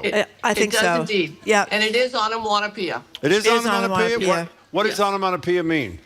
It comes from the Greek words onoma, meaning Thank name, you. and pien, meaning make, and it's a literary term for words that sound like what they mean. What's another one? I can't think of one. What's another one? Meow, moo, roar, cluck, oink, thud, crash, bang, buzz, hiss, ping, wham, ha-ha, boink, Wow. squelch, and whiz. You don't have to do 100 That words. was very impressive. Whiz really sounds like it is. You know, is that the whiz they're talking about, or is that a different I don't whiz know, there? Jim. I don't know. It's unlimited, Jim. It's unlimited. What are you doing for Thanksgiving, Sue O'Connell? I am about to adventure out to pick up my Whole Foods catered meal, and then we will stay home and watch the parade and eat it. Oh, do you watch the dog show as well? No, we just watched the parade. Oh, you gotta dog watch show, the dog show. Philadelphia. Those little but, tiny. You know, Maud gets jealous. Maud doesn't like to see other dogs on TV. You know, I've done the Whole Foods thing before. Well, I've brought stuff from prepared? them. I haven't done it myself, but I brought stuff from their fixins over to other people's houses, and they think I made it, Sue. And why? Yeah, I've done that before. I've taken the mac and cheese and I've put it in a bowl and put some, I've baked it with some breadcrumbs on top and said I made it. Yeah, exactly. Well, on no that one has note- any idea. I told you this story. I don't know if I think I've said it on the air. My mother could not boil water, much less cook Neither anything. could mine. And she announced one year when I was like 10 that she was going to cook a Thanksgiving dinner, which was laughable for the reasons I mentioned a minute ago. And we never had more than like 2 people over for dinner at our house. We had like 8 or 10 people. And the end of the story, I'll cut to it quickly. It didn't come on time. And so there was no smell from the kitchen. She kept standing in the kitchen saying she was still cooking, even though nothing was on. Oh, that's There was awful. no smell. That's awful. And then all of a sudden, when the doorbell rang, we all pretended like we weren't. And by the way, my apartment was the size of like a bathroom. So we all knew when it was. I still feel Your bad poor for her, mother. like, many years after the fact. Yeah. Sue, happy Thanksgiving to you and Happy Ruby and Thanksgiving. Maud. Grateful for both of you. And you as Sue, well. I just have to end the story. It ends very happily when it? Jim put his dear mother's ashes in the trunk of his car, and they stayed there for 14 years. What's wrong with that? What is wrong? You know, What's wrong with you that? never miss an She opportunity. was always with him. First of all, Always unlike what you with say him. about my father, which is that he went to Went to jail, which jail. he did not do. He That's was what he disbarred. says. He was disbarred. He did not go to jail. No. It is true. My mother's ashes were in the back of my Volvo for a long I think time. it explains What's a wrong lot. with that? Explains a lot, Sue. Wouldn't you You want to say? stay close to your mom. Exactly. Okay. No comment. Thank you for that. I appreciate that. Happy Thanksgiving. Thank you very much, Happy Sue Thanksgiving. O'Connell. Sue O'Connell. We have been speaking with Sue O'Connell, co-publisher of Bay Windows and the South End News. She's going to have a lovely Thanksgiving tomorrow with her daughter. And she is the co-host with Corey Smith of NBC 10 Boston's At Issue. We had Corey Smith on last week, remember, Jim? And that runs every Sunday at 11:30, right after Meet the Press. Thanks to Sue O'Connell. Okay, up next. Turns out stress eating your feelings after the election is not a great idea, but millions of Americans were, quote unquote, eating their feelings. We're going to talk with food man Corey Kummer about this and lab-grown foie gras. You listen to Boston Public Radio 89.7 GBH live from the Boston Public Library and streaming at youtube.com/GBH News.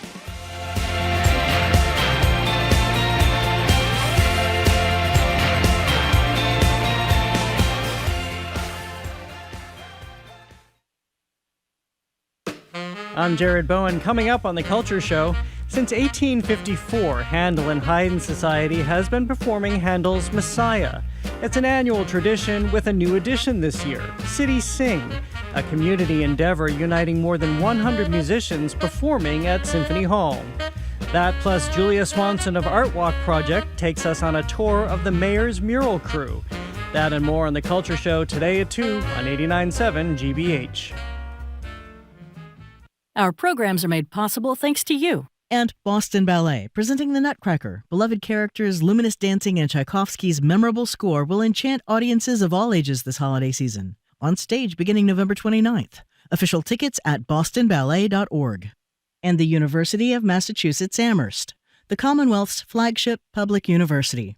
You can learn more about research, innovation, and economic impact for the Commonwealth at umass.edu.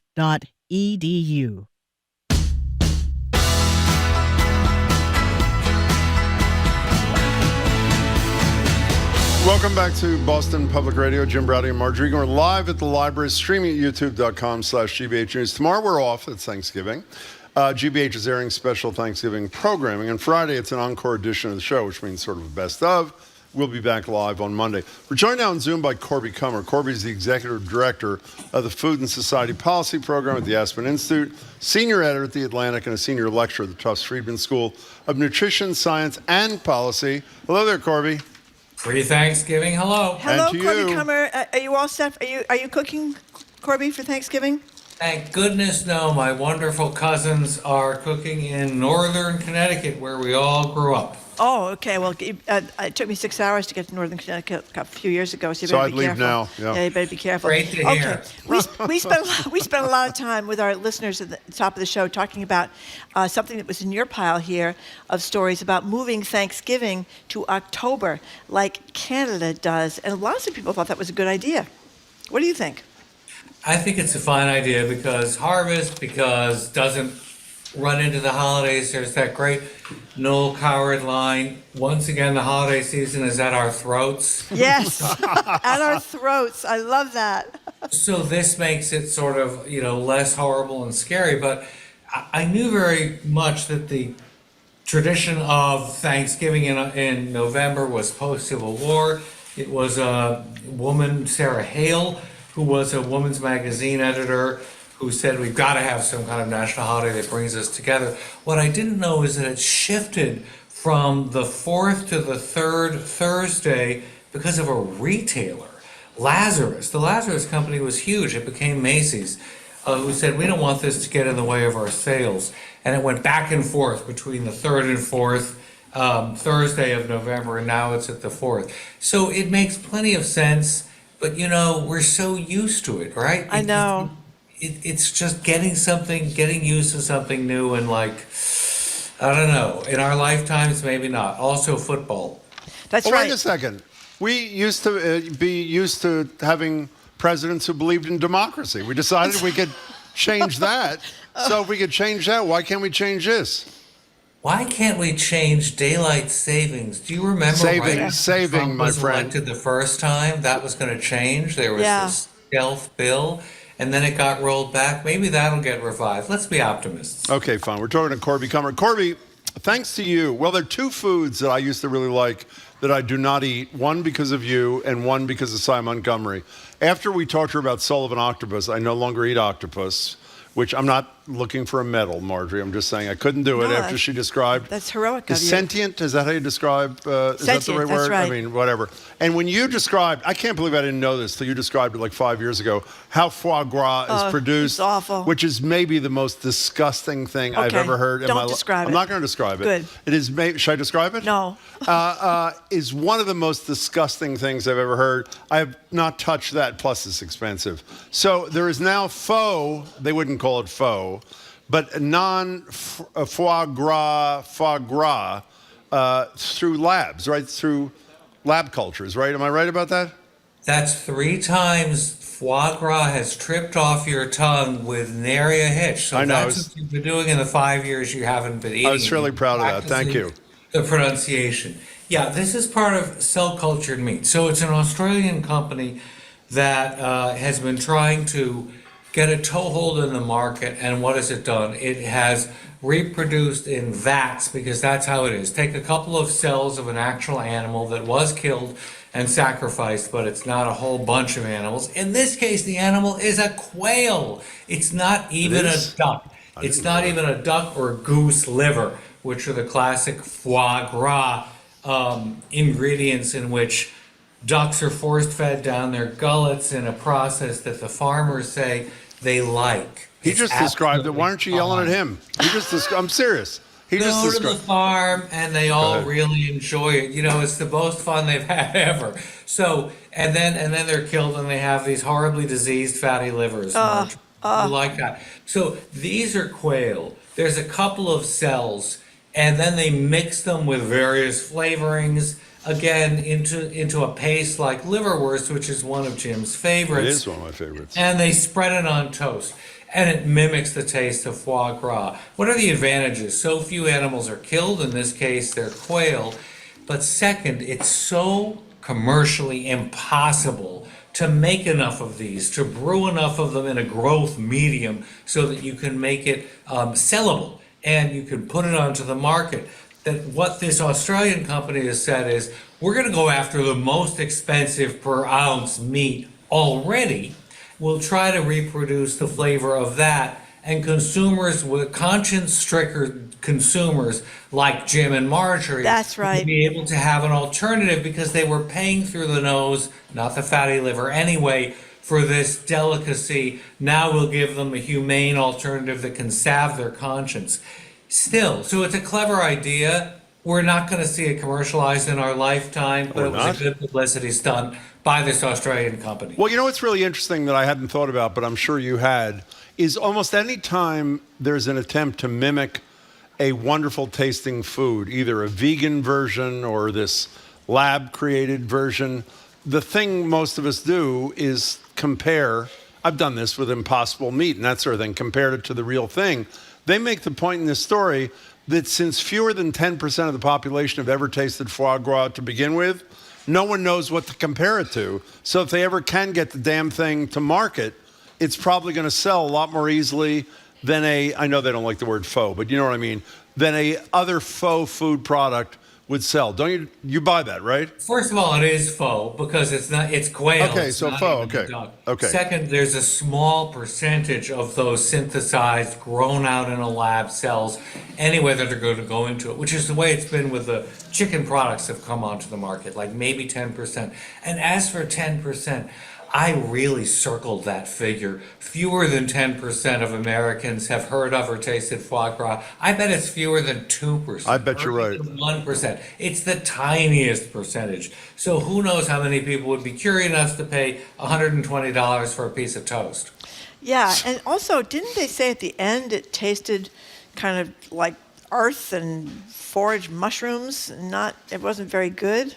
You know, absolutely fine. Foraged mushrooms and earth are things that you would think of if you had real foie gras, which Jim wants to pronounce again. Yeah. But you know what the founder of one of the companies, because there's several companies chasing this market, said to the really terrific food writer Tim Carman from the Washington Post, who wrote this piece, when he said, it really doesn't taste like foie gras. And he said, good. We don't want it to. People don't particularly like foie gras once they taste it. So if it tastes like earth and mushrooms, maybe people will like that. By the way, it's great we spent 10 minutes discussing something that Corby said will not be in the market in our lifetimes. I know. We'll never have it. Well, Good. We have another story by Tim Carman, co-written by Emily Heil, about people. Actually, it starts with a pretty funny story, but people eating their feelings when they were upset about the election. This woman gets up and she talks about how she had been tempted all the time by this Korean fried chicken shop not far from her house. So she was so upset when she woke up the election morning that she raced down there and bought 8 spicy wings and ate 6 of them before she even had a Zoom meeting, and topped it all off with a Butterfinger bar before like 9 o'clock in the morning. You know what? I needed Korean chicken. Yeah. And I thought, we all sympathize with you, madam. That's right. So one person said they were stress eating so much they may hit 270, they meant pounds, but you could say electoral college votes, Jim, before either of the candidates. I thought that was a good line. Yeah. By the way, I don't, you're making it sound like it's an outlying thing. No, I think a lot of people For did those of us who eat when we're stressed, this is, I was going to say a huge thing, but it is a huge. Isn't it weird? Like some people eat when they're stressed and some people don't eat when they're stressed. There's a real dichotomy there. But there's actually kind of good news, which is that if it's really stress-provoked and it's episodic and you stop the stress eating when you realize this is the new reality, what am I going to do about it? Let me figure out a way to take action. Your weight will go back to normal. It doesn't reset your equilibrium and your metabolism. So maybe you'll gain a little weight, but you'll go back to eating normally, usually, if it's just one trigger like the election. I don't think that's true. I mean, excuse me. There was a story we read this morning or yesterday where the average American still weighs 4 pounds more than they weighed last Thanksgiving. And it was the extra weight, 8 or 9 pounds, came from Thanksgiving, and they've only shed half of it in 12 months. Yeah, but that would go if he's going to say it. Why is he not answering that? He's thinking. I don't believe it, because tracing it to one event like Thanksgiving seems very unlikely. Also, that people would gain 8 pounds in one day. That's a real feat. That's almost impossible to do. So I'm going to. What are you doing tomorrow, Corby? I'll show you how you do that if you want to join me tomorrow. Corby, can we go back to, well, it's sort of that is the real world. Stop and Shop, and not Stop and Shop, Shaw's and Star Market. And Star Market apparently could be purchased by Kroger. And we're not bringing this up sort of as a business discussion, but in light of the fact that the cost of groceries was such a central theme in this election, there's some people who believe when you reduce competition, when a monster, I don't mean a monster in a disparaging way, I mean in terms of size, like Kroger controls more of the market, prices are going to go up. The flip side is that apparently Star and Shaw's have been having some issues, and this may stabilize prices. Who's right there, Corby Kummer? I was fascinated by this counterintuitive argument because, of course, I have been agreeing with the Biden administration, which takes the position if there's a monopoly, big mergers only hurt consumers because prices go up and their choice goes down as well as prices going up. But this was saying what we've been hearing about the rise in Boston grocery prices so much steeper than in other parts of the country is that without a big retailer like Walmart or Aldi, the German chain, that can come in with much lower prices and really get a huge foothold, not just toehold in a local market, a fragmented bunch of small markets have no real incentive to lower prices because no monster is coming in with really price-beating competition. And this says that if Albertsons and Kroger's, meaning that Shaw's and Star Market, join forces, their combined power can mean that this big national behemoth can have lower prices because they've got more buying power and they can pass those on inside the actually few number of stores they have relative to other cities in Boston, and maybe the other local markets like Market Basket will have to lower prices to meet them. It sort of seemed tenuous to me as an argument, but it was new and interesting. Also, it said that Albertsons might be on its last legs without much of a future, and that Kroger's could be its last hope. You know, since you mentioned Walmart in passing, let me just say something we weren't going to talk about today, but it bears mentioning. Walmart is yet the latest huge corporation that has dropped any pretense of caring about diversity. They've just ended their DEI programs, sort of part of the term that we've adopted here, this anticipatory obedience thing. Yeah. And the reason I mention it at all is Walmart is one of the companies which we were surprised embraced DEI post the murder of George Floyd, and we mentioned them on the show. So I think when they abandon this alleged principled position, it bears some mentioning. The Times has a piece in the business section today about how they're a bellwether and that this guy who targets wokeness in big companies says, yeah, okay, the country voted against wokeness, and my next targets are Target Company and Amazon. By the way, let me just, in light of the discussion you and Marjorie just had about stress eating after the election, here's a listener from Mattapan, anonymous. I usually eat fairly healthy, but after the election, horrible. The other day I went to McDonald's, got 2 chicken sandwiches, 2 large fries for my husband and me. I ordered a 3rd fry order, wolfed it down on the drive home. I didn't do this in 2016. Oh, God. But this time it is awful. So there you go. Yeah, well, I think that person shares the sentiment of a lot of us.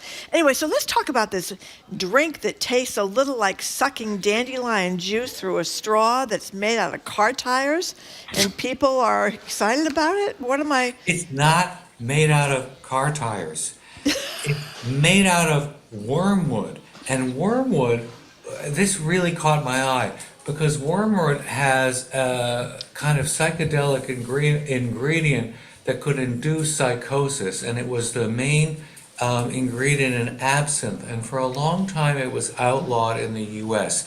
And I think wormwood now, and I didn't look this up, can be used in absinthe, and they treat it so its psychoactive ingredient is, if not neutralized, it's reduced. So this is a bitter drink made with neutral spirits, wormwood, and sugar, no car tires, margarine. And it was popular in Chicago. And it was a signature drink that was always like a fraternity or a hazing ritual. If you could down a shot of this foul-tasting, bitter stuff, which legendarily, I don't really believe this, was legal in Prohibition because no one could believe it was anything but medicinal. Nobody would ever voluntarily drink it. So if you could have this, or originated in Sweden, you passed the test and you could drink, and it was this rite of Chicago passage. And now it's spreading around the country. There's a whole dedicated bar in New Orleans and Seattle, kind of hipster strongholds. How do you pronounce it? I don't know. Malort, I suppose. It's M-A-L-O with an umlaut, which umlaut. doesn't mean much. I love umlauts. So I get this, sort of, but I guess I don't know why you want to drink something that tastes so bad. Some people like the taste of tires, Marjorie. I mean, that's fairly evident. The straw supposedly tasted like it was made of car tires, not the actual drink itself. The straw. Yeah, but what's wrong with that? So if you think of the huge vogue for Amari, which are bitter digestive liqueurs, at first they taste kind of awful, but generally they have sugar syrup. So does Malort. It's got sugar in it, and it makes it, you sort of go back for more. It's this idea of bitter and bittersweet. I find it interesting and tempting, and I love Amari. Okay. I find it interesting and tempting, actually, also. Before you go, there's a wonderful story. I can't remember where we read it. The cast iron skillets. Yeah, where's that from? It's from the Washington Post, talking about restoring these cast iron skillets. This is kind of cool. Tell us about this. Before you tell us about it, can I just say, I lived about 90% of my life never having owned or used a cast iron pot, skillet, whatever the hell you call it. Life-changing, Jim. It is life-changing. Otherworldly. No, I know you're making fun of me. It is life-changing. It changes everything. The cooking, the taste, the crispness, the whatever. So that's why I was fascinated by this restoration story, because occasionally people don't use them for a while, don't season them, they get rusty, you don't know what to do. And this small business apparently restores them. And they're very heavy. Go ahead, Corby, say something. So for $40, they will make any cast iron pot or Dutch oven seem like new. They can't do enameled stuff. They can't repair enamel, but if it's just plain cast iron, you can send it in. And they get things that have been buried in the woods for 40 years. But I love this story, and it's truly heartwarming because so many of your grandmothers and your mother's utensils were, for example, made of aluminum or stainless steel that rusted, and it's really hard ever to get them back, and they probably weren't all that good in the first place. But cast iron is forever. It really lasts, and this company just charges a straight $40 plus shipping. And I think it's just fantastic. It's called Smithy Ironware, and there are, really atmospheric pictures of old-fashioned craftspeople wearing overalls, and they look like they have a wood fire in the background, maybe a cast iron pot over it. And I was tempted to go dig out some old cast iron because I always left them to rust. Can I tell you what? Tell us why it's so great to have cast iron. People don't know. I don't know enough to know. It's just okay, well, Corby knows. Well, you explain it, but then I want to tell a corollary story quickly. Go ahead. It holds the heat. It's very thick, so there's a lot of heat that it holds. It transfers it very evenly and efficiently, and depending on how high you heat it, it will make something really crisp without burning it. And you can use very little fat because there's fat in it that you usually season it by coating it with oil lightly, leaving it in an extremely low oven overnight. You sometimes do that for 2 and 3 nights, and therefore it creates a naturally non-stick surface. But it's the thickness of it and the way it holds and transfers heat. Okay, so I only have a minute. I'm going to tell a quick story about a film. You're not supposed to put soap in them, right? No, you don't. Yeah, you're not supposed to. You scrub them, and then you season them with oil. Yeah. Let me just say, this reminds me, this story of this guy in the small business repairing these cast iron reminds me of a movie I've mentioned once more on the show that I happened to have watched this weekend. So I want to say The Last Repair Shop won the Oscar for the best short documentary. It is this beautiful little story about, I think it is 3 men and women who repair instruments for the Los Angeles school system, and it profiles each of them doing their beautiful, fully intentional, committed work. One, I think, does wind instruments. One may do string. I don't know what the hell they are, but it's called Last Repair Shop. It's in the same spirit as this guy who's fixing the cast iron stuff, and you should check it out. It is a beautiful, beautiful little movie. There was a beautifully written article in The Atlantic that I got to edit by Ian Fraser, one of the country's most gifted writers, about the last typewriter repairman in New York. Tytell, Tytell typewriters. And it's worth looking up in The Atlantic just for a beautifully written, heartwarming story. We'll do that. Hey, Corby, happy Thanksgiving. It's great to see you. And to you. Thank you very much, Corby. We've been speaking with Corby Kummer, Executive Director of the Food and Society Policy Program at the Aspen Institute, a Senior Editor at The Atlantic, and a Senior Lecturer of the Tufts Friedman School of Nutrition Science and Policy. Thank you so much to Corby Kummer. Up next, a brief dispatch from hell with Rosemary's Daddy, Gold Dust Orphan, Ryan Landry. You're listening to Boston Public Radio 89.7 GBH, live from the Boston Public Library and streaming at youtube.com/GBH. We hope you'll be enjoying some special time with family and friends this Thanksgiving. While you're preparing the holiday meal, we'll be answering some of your culinary questions. Join Christopher Kimball for a Milk Street Thanksgiving, followed by Turkey Confidential, where host Francis Lamb will be assembling his round table of professional foodies. We're chefing it up tomorrow, starting at 11 on GBH 89.7.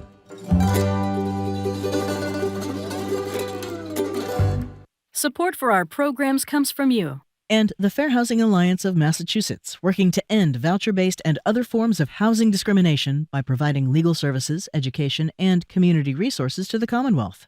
MAFHAM.org. And the Boston Early Music Festival, presenting its annual chamber opera series featuring the Baroque serenata Telemann's Don Quixote, Thanksgiving weekend, November 30th and December 1st in Boston. BEMF.org.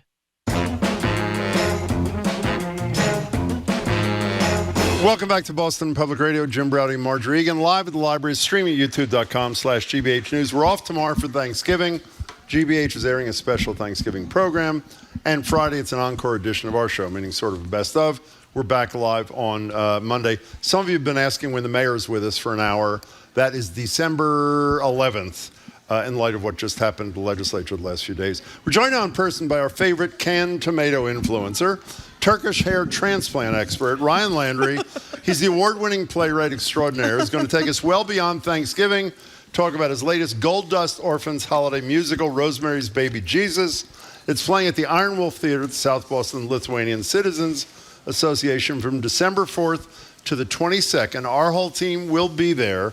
Tickets and more information at thegolddustorphans.org. Hello there, Ryan. Hi, Ryan. Hello, James. How are you? Hello, Marjorie. Great to see you. I am so excited. I'm so full of vim, vigor, vinegar. I am happy That's as a beautiful clam. thing. It's actually coming out of your nose. Thank you. A stuffed clam, That's wonderful. to be sure. Thank you. So Ryan, for people that don't know about your spectacular Christmas shows every year, tell us a little bit about Rosemary's Baby Jesus. Ooh, it's just so exciting. Well, it's one of our biggest shows of the year. Absolutely. At least about 5,000 people show up to see the show per Christmas. And this one is no exception. And we are selling like hotcakes. And why not? Because we have 250 costume changes and all sorts of fabulous surprises, songs, dances.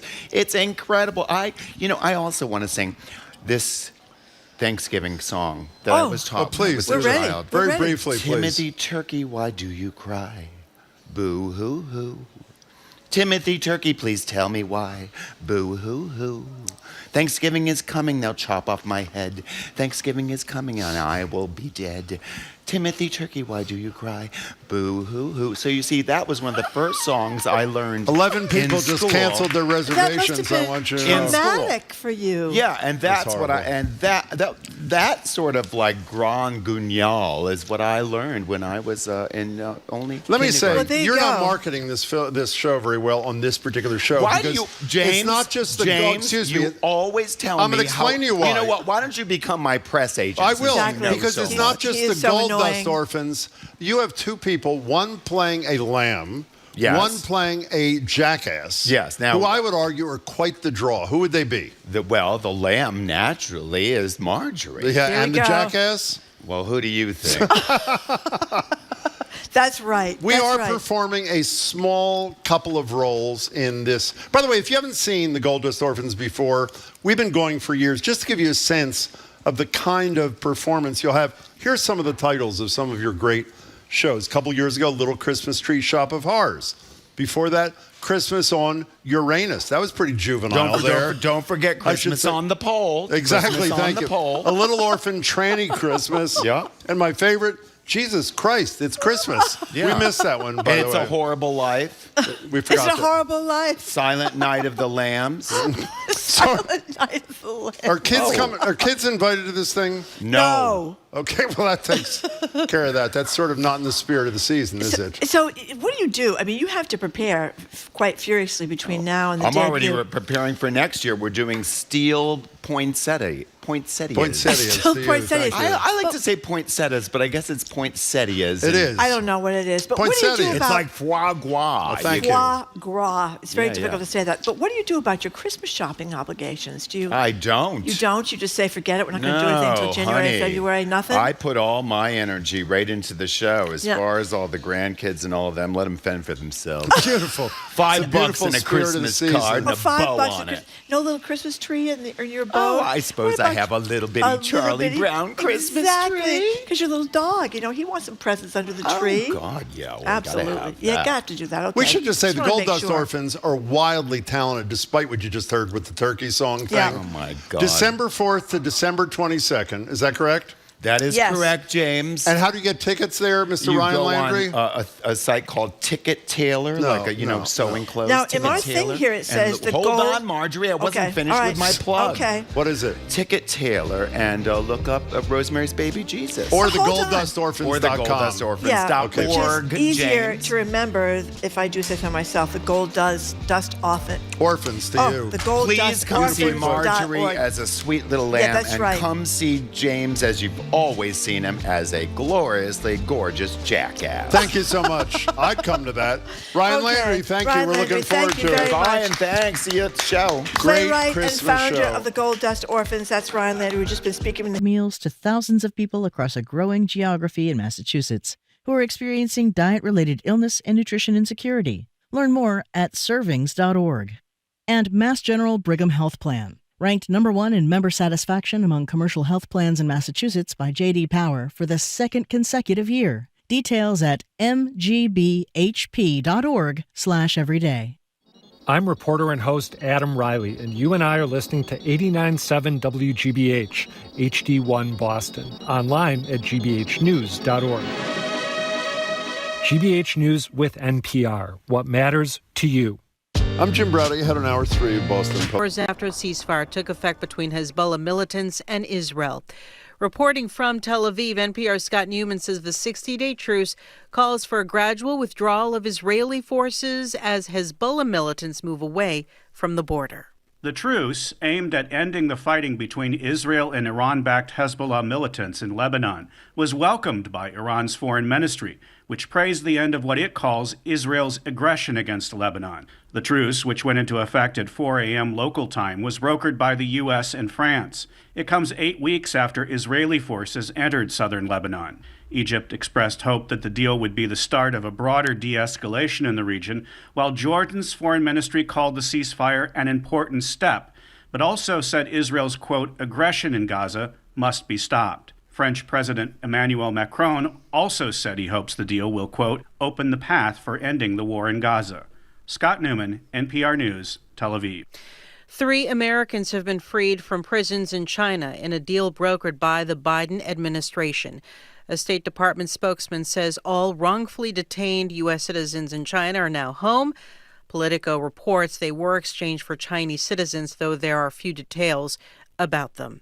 The State Department has now revised its travel advisory for China for the first time since the coronavirus pandemic. NPR's John Ruwich has the latest. The travel advisory was lowered to level 2, which advises Americans to exercise increased caution when traveling to China. It had been one notch higher at level 3, advising would-be travelers to reconsider trips to China. The level 3 warning was put in place early in the pandemic when the virus was spreading and China started imposing lockdowns. It was kept in place, though, after Beijing dropped dropped COVID controls in late 2022. The State Department cited arbitrary enforcement of laws and wrongful detentions in China. The Level 2 advisory still says arbitrary enforcement of local laws is a problem, including in relation to exit bans. But the change is significant. China had been struggling to attract visitors, and this may make it easier for American students and others to travel to China. John Ruwich, NPR News. A new law in Ohio says that on school grounds, a transgender man or woman must use a multi-person bathroom that corresponds to their sex at birth, not gender identity. Republican Governor Mike DeWine signed the legislation today. It applies to bathrooms, locker rooms, and overnight accommodations on all school grounds. Teachers' unions and civil rights groups objected. The ACLU of Ohio said that the measure would make LGBTQ Ohio residents less safe. From Washington, this is NPR News. And from the GBH Radio Newsroom in Boston, I'm Judy Ewell. A long-standing ritual took place at the State House today, with the Governor's Council certifying the state's presidential electors following this month's contest. Governor Maura Healey presided over the certification. I now recognize Councillor Kennedy for the purpose of a motion that the tabulation and determination of the votes cast in the November 5th election for electors of President and Vice President, Senator in Congress, and Representative in Congress be accepted. The state's 11 electoral votes will go to Vice President Kamala Harris, who received more than 61% of the vote in Massachusetts. That's compared to just over 36% for President-elect Donald Trump. Parents and teachers in Beverly enjoyed the school drop-off this morning now that educators have a new contract. Oh my gosh, we are so happy. Even though it's a half day, my poor kids were getting bored, and we love for them to be in school. We are very, very excited just to see our little kids again. I cannot wait. It was a long time coming. Families say the teacher strikes were disruptive and their kids were struggling. Teachers and paraprofessionals in Beverly are getting raises and 6 weeks paid parental leave. Educators in Marblehead are getting more pay and improved parental leave. Thatcher Kezer is the town administrator. The school unions didn't get everything they asked for in the dollars, but they got probably the best package that Marblehead has ever given. Students still have to make up more than 2 weeks of classes. Southern New England could be in for a Thanksgiving soaker. Sun and clouds this afternoon, clouds and rain tonight, lows in the 30s, and rain tomorrow, which could be snow up north. Daytime highs in the 40s for Massachusetts tomorrow. Right now, just 48 in Boston. Support for NPR comes from NPR stations. Other contributors include Fisher Investments. As a fiduciary, Fisher Investments is obligated to act in their client's best interest. Learn more at FisherInvestments.com. Investing in securities involves the risk of loss. This is NPR.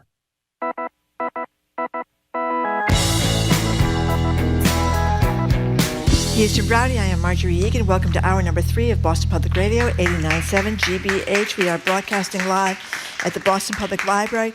Tomorrow we're going to be off for the holidays, but GBH has special Thanksgiving programming all day tomorrow. Then on Friday it's an encore edition of this show. Boston Public Radio will be back live on Monday at the studio in Brighton. You're supposed to say hi, Jim. Hi, Jim. Hi. Well, that was very good. Hi, Marjorie. How are you? I'm good. I lost some of my stuff, so I'm a little discombobulated. Fair enough. I want to share with you, before we introduce our guest, something that I experienced at Symphony Hall sometime in October. Here it is.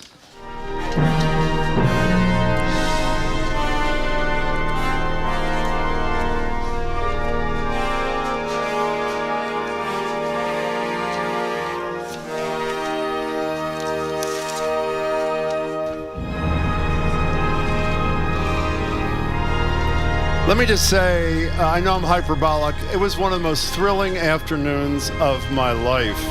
Andris Nelsons, the conductor, and his BSO friends were performing Mahler's Eighth. There were performers and singers on the stage, in the balconies. It was as beautiful and all-consuming as it can get. Wow. We're joined now by one of our favorite people, Andris Nelsons, music director of the Boston Symphony Orchestra. Belated happy birthday, Andris. It's great to see you. Great to see you. Thank you so And much. Chad Smith is president of the BSO. Andris is here this weekend performing at Symphony Halls Friday and Saturday concerts, and he'll be back in January for the complete Beethoven Symphony cycle. More info at bso.org. Chad Smith, as you know, is the new boss in town. And by the way, our sister station, CRB, brings you performances from the Boston Symphony Orchestra Orchestra on air with host Brian McCreath every Saturday and Monday at 8 p.m. It is fabulous. Andris, Chad, thanks so much for your time. We appreciate it. Thank you for having us. Thank you very much. Thank you both for being here. So congratulations on 10 years at the symphony. Did you think you'd stay this long? Oh God, it's thank you so much. I can't believe it's passed so quickly. To be honest, I really don't. I'm looking forward to 20, hopefully, or more. Well, you know what I wondered? I mean, this gets down to my maybe my petty jealousy kind of thing. But I read how during the time you've been here, you've had to pick a new concertmaster, pick the principal cellist, horn player, and stuff. And I always think, having been a star, a second clarinet in my sixth grade band, the first clarinets, they were always the hot shots. The second clarinets were not so good. That's a hard thing to do. How do you do that? Pick the concertmaster and the person that's going to be principal. Yes, with the orchestra, or I think any organization, any community, it's about the team, and it's about every person of the team being valued, cherished, and equally being important of building the big institution. And the same is in the orchestra. The first clarinet, first violin, it's so important, but the second or the third or in the last desk or it's equally important if you want to build a great result and a great atmosphere in the orchestra or any institution. You take care of everyone, and I think it's as simple and as exciting as that is cherishing everyone. You see, he's such a nice person. He is the kindest, gentlest, humble genius I have ever met in my life. So, Chad, what are you doing here? I mean, you're running the Los Angeles Philharmonic, one of the country's great orchestras. You're a superstar. You are there. I read a lot about you before I even knew you were coming here. And I know you have Tufts roots and New England Conservatory roots, and that's which I didn't know about at the time. Why'd you decide to make this huge shift? So thank you for the question. First off, thank you for having me. It's my first time. We're thrilled. I was asking, Andris advice. I know he's done this show several times, but so thank you for having me. Yeah, it was a big move to make the move. But you just played a clip of Mahler 8, and you listen to that performance, and you listen to what Andris does with the orchestra night after night. It makes it a lot easier to contemplate moving across the country. Was he part of the reason, by the way? Well, look, Andris and I got to know each other through the process. The great joy has been getting to know Andris as a working partner. We're orchestras at this time, they're facing all sorts of challenges. We know that. Performing arts institutions are facing all sorts of challenges. But, night after night, when these orchestras play at the very highest level, what we're trying to do is inspire audiences and comfort audiences and challenge our audiences, and that's something that Andris does so beautifully. I was thinking about your question, and he won't say it, right? But, it took 5 years to choose a concertmaster. And that's really? because the standards that we hold for the Boston Symphony are extraordinarily high. And it was really about taking the difficult choice of waiting to find the right person. And I think that's something that Andris and the BSO do whenever they open up one of these positions. Okay, I'm not done with this yet. What a concertmaster is, because people may not know. What is a concertmaster? Go ahead, Andris. Concertmaster, firstly, it's Nathan Cove who is our new. But what's the job? What does concertmaster entail? It's doing the serving. Because when I say, when you said what I do with the orchestra, I do nothing. Oh my God, I can't take. I really can't take. It's really they have the best seat. They have the premier seat on the stage, right? They're right next to you in the front row, closest to the audience, right? That's where they sit, the concertmaster. Look, I would say it's actually what the music does with us, and how we react, and just put it forwards to the audience, and what the music does with us together, and the concertmaster is it's more important than the conductor, certainly, because concertmaster is playing. Can I make a suggestion? If you want, go out to dinner Saturday and Sunday. Just don't show up Friday and Saturday. They don't need you, obviously. Interestingly, I'll say, a concertmaster just historically, right?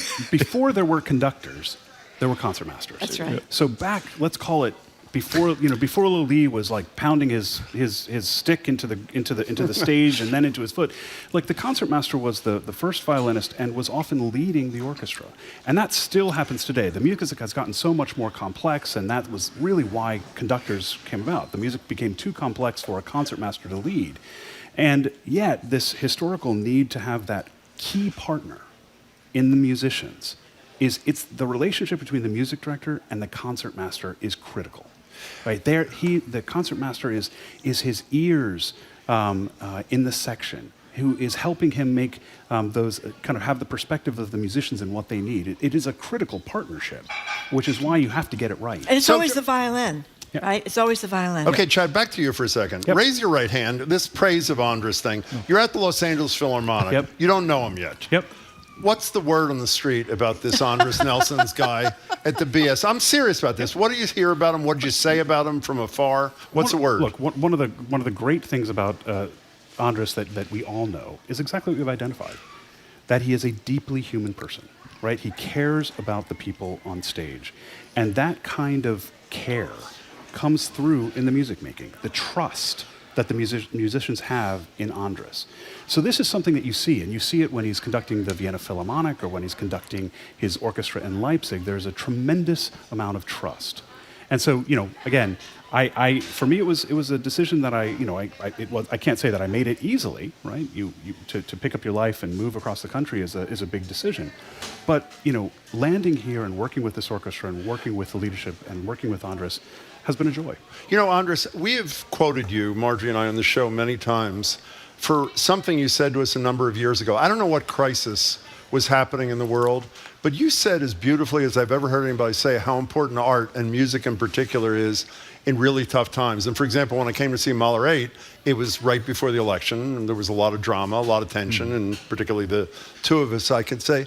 Tell people why you think that as important as music is all the time, why it takes on even greater importance when people are feeling great stress and turmoil in their lives and their communities and that sort of thing. Yes, I mean, I really believe, and it's that the music is the art form of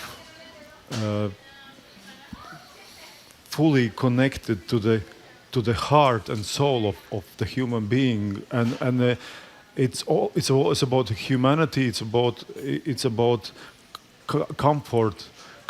comforting. And when you feel sad, even when you go in a car and you put a radio, some nice. Oh, if you're lucky, we get your wonderful That's show. Right, Thank you. Yeah. But you put, and it lifts you up. You listen to any kind of music. But of course, that's one of the biggest excitements of the music, that it actually can comfort and uplift you, and when you feel down or you feel sad or if you feel happy, or you share through the music your inner world and your feelings. And I think, as you said, I mean the turbulences in the world, what have happened in always, unfortunately. The people have found the comfort and expression through the music so much, and when we happen these days, when for example we do Shostakovich symphonies, and then we think about the background of when he lived and the challenges of Stalin and disaster. Yeah, talk about that. When we started to do the symphony cycle, which we just all recorded now, is 10 years ago. The world was different, and it's changing all the time. But we could never at that time predict the disaster, what is happening today. Unfortunately, there is always the disaster which is happening, and we hope that we learn from the history and things are changing. But unfortunately, things sometimes you see repeating or turning this direction which. And it's absolutely terrible. And when we talked about Shostakovich, we thought, okay, so that would never happen. Like in terms of the background of the political or the situation in the world, and the music was his way of expression towards what he felt. but we loved that music, and we loved that music, and we expressed it in a way we didn't expect today. But when knowing the background and we play those pieces, it makes your tears, and because you see it's happening every day, and you want to cry, or you want to listen to this music, and you feel, oh, it shivers. It's really so. I think the music and also music written these days, it reacts to or protests or comforts you, gives you a hope. I mean, even the hope. By the way, we should say you won 3 Grammys. You and your colleagues have won 3 Grammys for your brilliant playing of Shostakovich. So Yes, so far, exactly. And also, as you mentioned, Andris, I mean, he was writing at the time of composing this music at the time of Stalin, who might have, put you in front of the firing squad if he didn't like what you were performing. And I'll give a quick anecdote.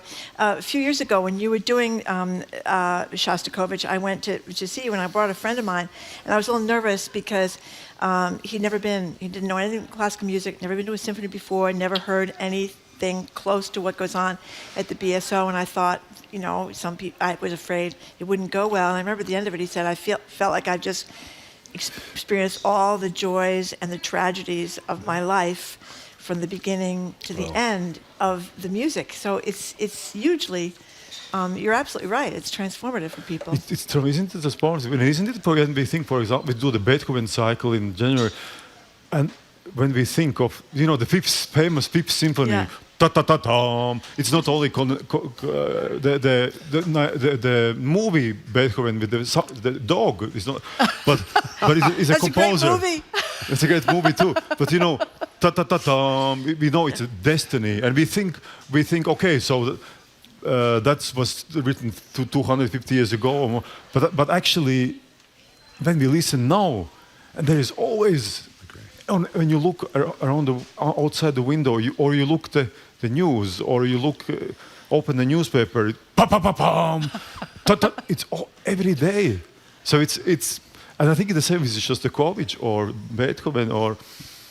That's the voice of Andris Nelsons, music director at the BSO. He's partnering today with Chad Smith, who's the relatively recent president of the BSO.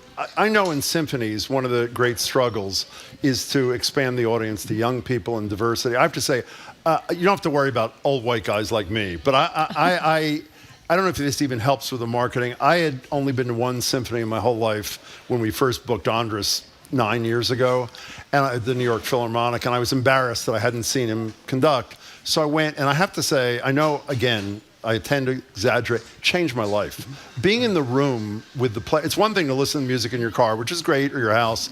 Being in the room with the players and a conductor like him is it is life-changing and life-affirming. What are you doing in your new job? I know you spent a lot of time on this out in LA. What are you doing to bring new and different and more diverse audiences into the hall? Yeah, it's a great question. I think a lot of it has to do with how an organization creates a sense of welcoming, right? So part of it is, how do we as an institution welcome diverse audiences and new audiences, young and old audiences in? What are we doing to kind of make it a space that is ever more friendly, right? And part of that is how we communicate.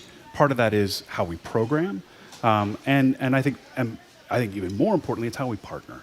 So a big part of our work going forward is, how can the BSO partner with organizations large and small to find that connectivity between, as what Andris was saying, the essence of our music and its relevance today. And I love that. I love that you just described opening up the newspaper. Well, that's also an old-fashioned notion, I guess. Opening up the newspaper and hearing da-da-da-da, right? For me, that's why we do this work. That's why we continue to go back to the Beethoven symphonies, because there's something in this music that has a contemporary resonance.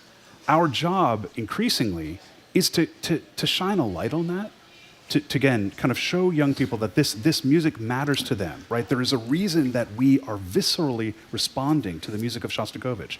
We're growing up in a very different environment in America than Shostakovich in Stalinist Russia. But there is still something about that music, the urgency, the fear, the manicness that we can all identify. So a big part of what we're looking at is how we connect the Boston Symphony to what's happening on our stage through humanities. partnering with the academic institutions and school programs and other arts organizations to say, let's do things together. You know, Andris, I'm glad you're here because I'm told you know somebody who I was trying to find. I want to read you a description of this guy in the Globe. Maybe you can tell me how I can contact him. This is a quote from a story in the Globe this summer.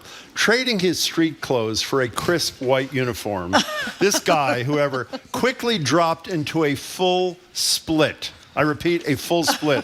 He practiced a series of kicks, his feet slapping in staccato bursts against this instructor's kick pads. Then in a flourish worthy of a Tanglewood crescendo, he spun in a circle, snapping a 1-inch thick board with his heel. Do you know this guy? Or do you know who I'm talking about? It's you, Andris Nelsons. He sounds What is fierce. it? You're a huge Taekwondo guy. Black belt. What happened? You know, I mean, where did this come from? Seriously. We know you're a great trumpet player. You've played on the show. Where did this come from? You know, I'm so privileged to be part of the wonderful Taekwondo club. Central Square, Cambridge. In Cambridge, and the grandmaster Dan Chang and all the colleagues and wonderful people who were there. I was doing martial arts when I was 11 years old, okay? And I started in Latvia when you were a kid? In Riga as a kid, and at that time it was the dark area. You were not allowed because it was it was still Soviet Union, and I started to do it. Wanted to look the movies of Bruce Lee, or I wanted to be to just, but also to be physically more active. But actually it was also the kind of a philosophy and a discipline of and trying to kill your ego and to concentrate. And I think it's and I in the corona time I started I started to stretch myself, and then I said I want to get to the black belt and continue and I'm so lucky to get in the club here, and I have been there for already now 4 years or 5 years, and I got my already now it's a 2nd degree black belt. That's incredible. It was Taekwondo, and and I want to it's not only the physical, let's say, being there 5 times a week, but it is a regularity of That's great. And I also see, it's so wonderful. You see these people who are doing also Taekwondo, and there are some lawyers, the doctors, even a composer, and you talk and I invited them to the concert. They came to the concert. Some of them. It's just. Here's the deal. It's a community. You want to make $100? You stand up there and do a full split. I'll give you $100. Is that a deal? I can do the split. No, but, I was kidding. Can you do a full split? I can do this now. Oh my gosh! Are you kidding me? I was kidding. My God. Chad just checked the insurance policy at the BSO to make sure we're okay here. Thank you very much. It was great seeing you all. Yeah, but I think it's a wonderful thing because conducting is a very physical thing, and it's tough on your back. And look at this. You'll be able to do splits on the stage and back on the stage. But I want to ask you, I'm sure the LA Philharmonic is wonderful. There are also great things out there, but they don't have a Tanglewood out there. So for people who may not know, tell people about Tanglewood up in the Berkshires. Look, Tanglewood is a slice of heaven. Yeah. It is kind of Elysian fields, and it is unique in our world. It is a center for music and learning, unlike literally any place in the world. 200 acres, 250 acres, where some of the finest artists in the world decamp each summer. And then the greatest artists from around the world come and they make music night after night. And I was a student there. So when I was studying music, you're a singer, right? I was a singer. Yeah, very much was. But when I was a singer, I went to Tanglewood twice as a fellow, and I remember the interaction between audience, the breakdown of the barriers between audience, professional musicians, and students is singular. And so you would go to the canteen and you'd be having lunch, and Yo-Yo Ma would be sitting beside you. And you'd have an audience member who would ask you about your training or whatever was happening. And also just walking across those lawns and thinking about all of the musicians and remarkable artists who've spent time on that 200-acre campus. So it's a wonderful place. And Andris has made it his home. And this past year, we launched a program where he was the head of conducting. And this week at our BSO concerts, 2 of the young conductors that Andris has been mentoring are making their BSO debut in a program they're sharing with Andris. I mean, it is a truly remarkable place. By the way, speaking of great experiences, I'm sorry, just keeping like I'm on your payroll. One night, Keith Lockhart, the great Keith Lockhart, and Andris are both conducting something out there, and we're in the shed. I don't know if you were there at this time. Remember we filmed that show we did a half-hour special, whatever, and the rain started happening, and you're listening to the orchestra, and the rain is pouring down on the roof. It is as beautiful a confluence of nature and musical beauty, and if people haven't been to Tanglewood, and we weren't there till later in our lives, it's as beautiful an experience as you can possibly imagine. So what's coming up that you want to urge people to... by the way, he will be doing those splits Friday and Saturday on the stage. So if you want to see Andris do it in person, what's coming up? Well, of course, this weekend, Andris is conducting on Friday and Saturday nights, Friday afternoon and Saturday night, and a program of Nordic music with these 2 young conductors, which is wonderful. And then, of course, in January, it's a 3-week exploration of the music of Beethoven. You're doing them all in a row, right? All in a row, That's sequentially. incredible. So you can see this journey that Beethoven was on across his life. And then, of course, at the end of the season, we're taking the orchestra on tour. So we're wrapping up our Shostakovich project, and we're going and doing a residency in Leipzig, the complete symphonies. This is a heroic task.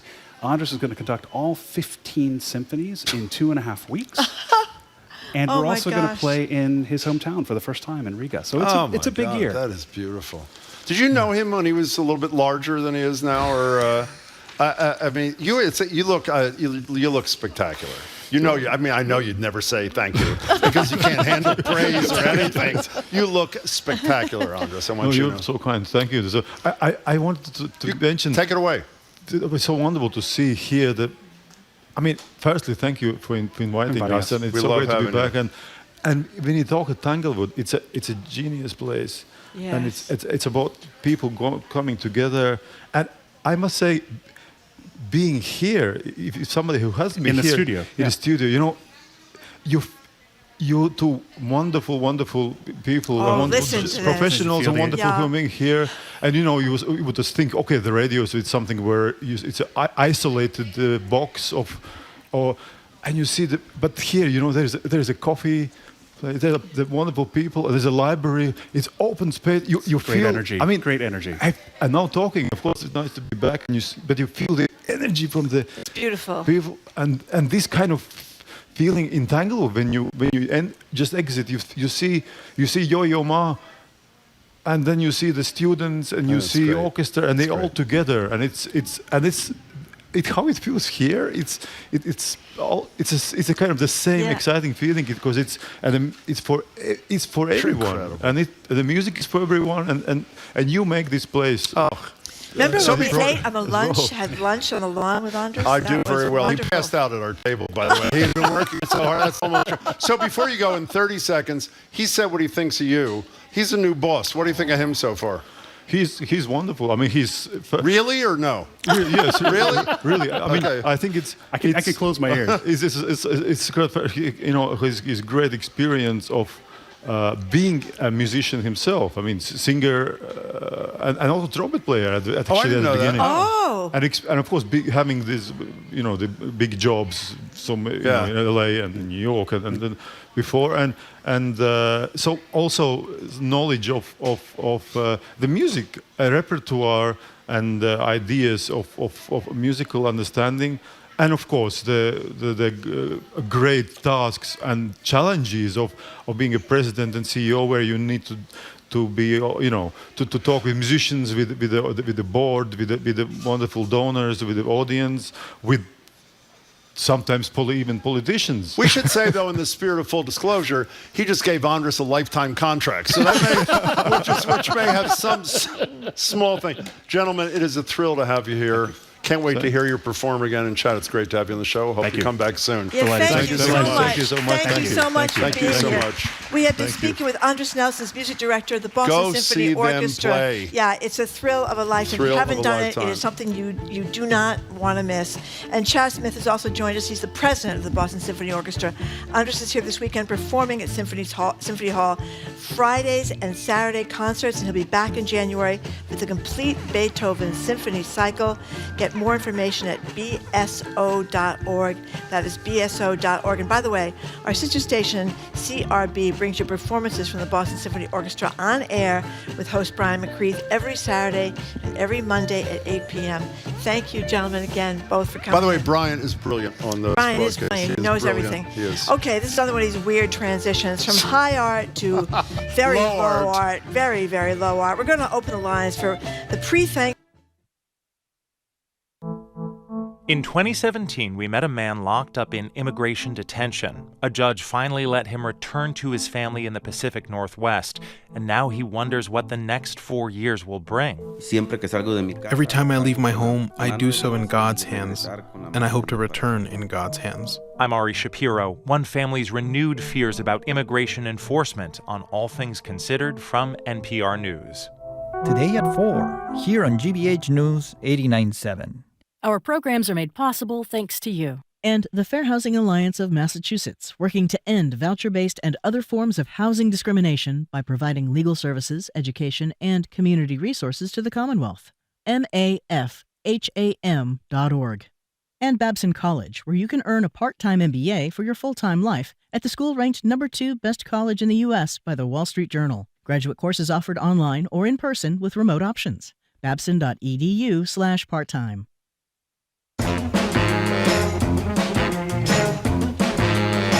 Welcome back to Boston Public Radio. Jim Browdy and Marge Regan live at the Boston Public Library, streaming at youtube.com/GBH News. Tomorrow we're off. GBH is airing some special Thanksgiving programming. And Friday it's an encore edition, means sort of the best of us. We'll be back live on Monday. We couldn't send you off on potentially the most volatile of family holidays without one last Am I the A-hole segment. So here's today's prompt. One family's tradition is that whoever hosts the big meal cooks the big meal. The wife plans the menu, solicits any allergy, food sensitivity requests, sends out the invites, and asks everyone to RSVP in advance. But at the last minute, her mother-in-law decides to invite 4 more people and say they're all bringing something. Is the host a jerk for not adapting to the plans, insisting she does not want to do a potluck, that she is making the meal, or are the guests the jerks for changing plans and bringing food and people who were not invited? And what if the guest who wants to bring food is a known offender, terrible at cooking, brings crap every year that no one eats, but just can't help themselves? The number is 877-301-8970. Let me try to explain it more concisely. Is the a-hole the woman in charge of the meal, the host, who says, I'm in charge of everything, I'll cook everything, no potluck? Or is it the mother-in-law who has not only invited other people who were not invited, but has urged everybody to bring their own dishes, which is very upsetting to the woman who is doing all the work? The number is 877-301-8970. Now, usually I can predict who you think the a-hole is going to be. Yep. I'm not sure I can here. Who is? I have bad news. I had the wrong a-hole story. Oh, fabulous. I was the one that was bringing the green bean What casserole. you just say, but you heard what I said? I did. So who's the a-hole? I think that the woman, Good, okay. the hostess, should get to choose what she wants to host at her house. And if you're a guest, you shouldn't be deciding to bring other people decide to bring dishes when no dishes are wanted. I think what you can do is you can call and say you have these 4 people and they'd really like to come. She gave her notice. It was 2 weeks earlier, so they had time to accommodate the extra people. But if somebody is a meticulous cook and they're very, they want it their way. They want it their way. It is rude to insist that you want it your way at somebody else's house. Okay, so let me ask you another much more important question. In light of the fact that you read the wrong story, I had the wrong should we just cancel the segment and go home? No? I had the one about the woman that kept. Okay, but we're not talking about that. I just want to tell you. Well, don't tell us about it. She insisted on bringing her green bean casserole that everybody hates. That everybody hates. It had a strange, chewy texture. she used coconut milk. She said an almond flour to experiment in the green bean casserole. I had the solution there. What is it? What she could do is the hostess did not want this green bean casserole to show up. She would put a little tag over the little paper in front of it and explain this is Susie's green bean casserole and not mine. That's what she. Can you do me a favor? Can you spend a little more time describing what we're not talking about? Because I think that'll be helpful to the show. By the way, the first anonymous texter says the a-hole is the one bringing the roasted carrots. I wonder who's bringing roasted carrots. I'm devastated. Roasted carrots with red onion. Okay, so since Marjorie almost ruined the whole segment here, let me say it again. The woman who's in charge, who wants things her way, no potluck, I only invited who I invited, or the mother-in-law who invited extra people and said to the extra people, bring your own dishes because we're making this into a potluck. Who is the a-hole? If you haven't picked it up, there's a Thanksgiving theme in this Am I the A-hole? Some people get very upset about this. I know that. You could be like myself. I am not much of a cook. No, so you're if somebody wanted to do a potluck at my house, I'd be thrilled. I think bring it on. That would be fine with me. I don't really care that much about what I eat. I mean, I want it to taste good. But if you did care. If you did care and you're that's very meticulous and very persnickety. Exactly. And you want things the way you want them, why would you do this? And plus, her husband is taking the wrong side. He's taking the side. Oh, I didn't read that part. I think so. Is that another story you read that had nothing to do with this, or no? Well, she says that he'll support her choice either way, but I don't think that's definitive that's not enough. much of a She should support. be on the side of the wife and not the side of his mother. 877-301-8970. So you can call in about the subject we're talking about or the one we're not talking about, if you prefer. One of the texters has a great point. The mother-in-law is always the a-hole, and I think that's the way people feel in a lot of their married life. It's not very nice, but I think that is sadly true. Wow. Can we take some calls or no? Yes, we can. Where do you want to go? Beth in Brookline. What do you think, Beth? Go ahead. Well, I think the mother-in-law is the a-hole. Yeah. But only the mildest form of one. Because why is that? Her heart's in the right place. Oh. She's a big tent person. Yeah. But she should have checked with the hostess. That's just common decency. Well, wait a second. Wait. A big-hearted person. Who invites other people to somebody else's house without their permission in advance? That's not big heart. Well, she did get permission. No, she didn't. She asked the husband. Oh, well, unfortunately, the husband's not doing the meal. Yeah. Go ahead, Beth. I'm sorry. I just feel like Thanksgiving's a time when you don't want people to be alone. Maybe. Now I feel bad. There's inherent goodness in that. You're a really good person, Beth. I have to say. That is but really when they beautiful. insist, unless they're Trump supporters.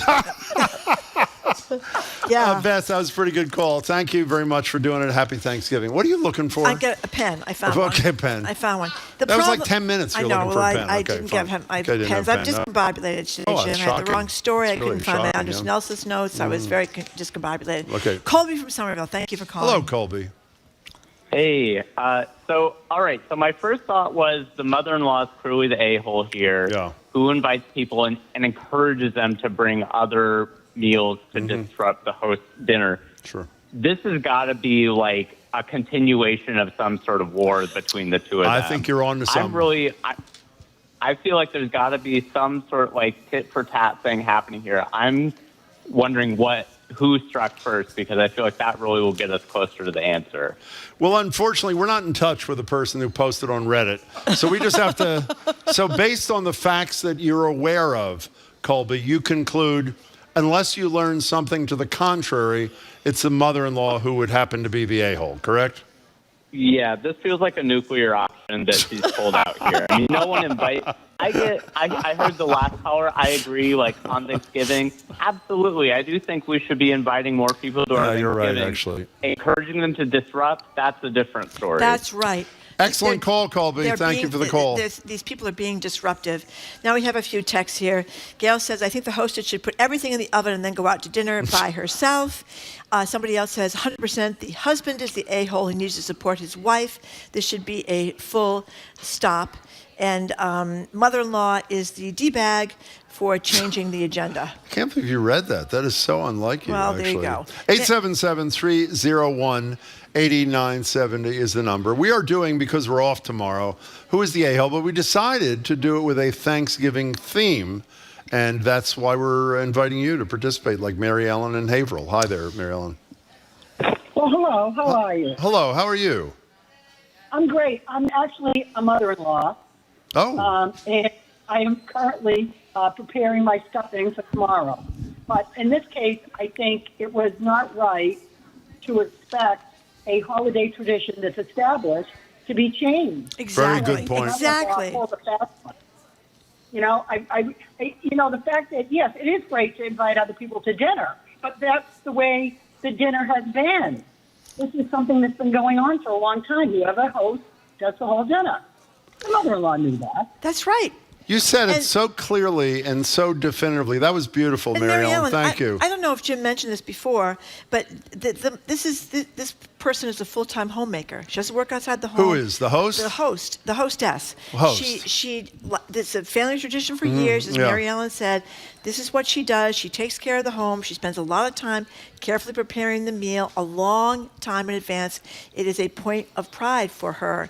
And then she has these people showing up with their green bean casseroles, which have a funny taste and, that was a different smell story, bad. but that's okay. No, we're combining. Okay, so John and Beverly, here's a conundrum that I'd like you to address. A friend of mine, this is a text. Yep. A friend of mine wanted to invite his cousin to a barbecue, who he said would not talk and would not eat. He would just sit there, and John and Beverly says, sounds like a possible serial killer. The a-hole is the person who wants to bring people, right? You don't even know who they're bringing or what kind of people they're bringing. You don't want to bring a serial killer. No, I think that's a rule. To the feast. That's a fairly good rule. But sometimes you've spotted serial killers, potential ones at these events, you know, little odd people that kind of show up, and you think that things are going to go wrong, and you better steer clear of. What would you do in that kind of story? Because you're so nice, as we well know. What would you do if you spotted somebody who might be, let's be euphemistic, a troublemaker? We did know someone. We did know someone like that in my social circle, such as it is. What happened? We all thought he was a potential serial killer. And what'd you do with him? The wife got rid of him. We don't know what happened. Wait, the wife got rid of the Wait, the husband? He's gone. Wait, that was the husband? He's gone. We don't know what happened. And why did you think that the husband was a serial killer? He had that serial killer look. He had that look in his eyes, you know, the dark eyes, like a shark. You know? And how did she get rid of him, if I may We don't know. Okay. We didn't ask.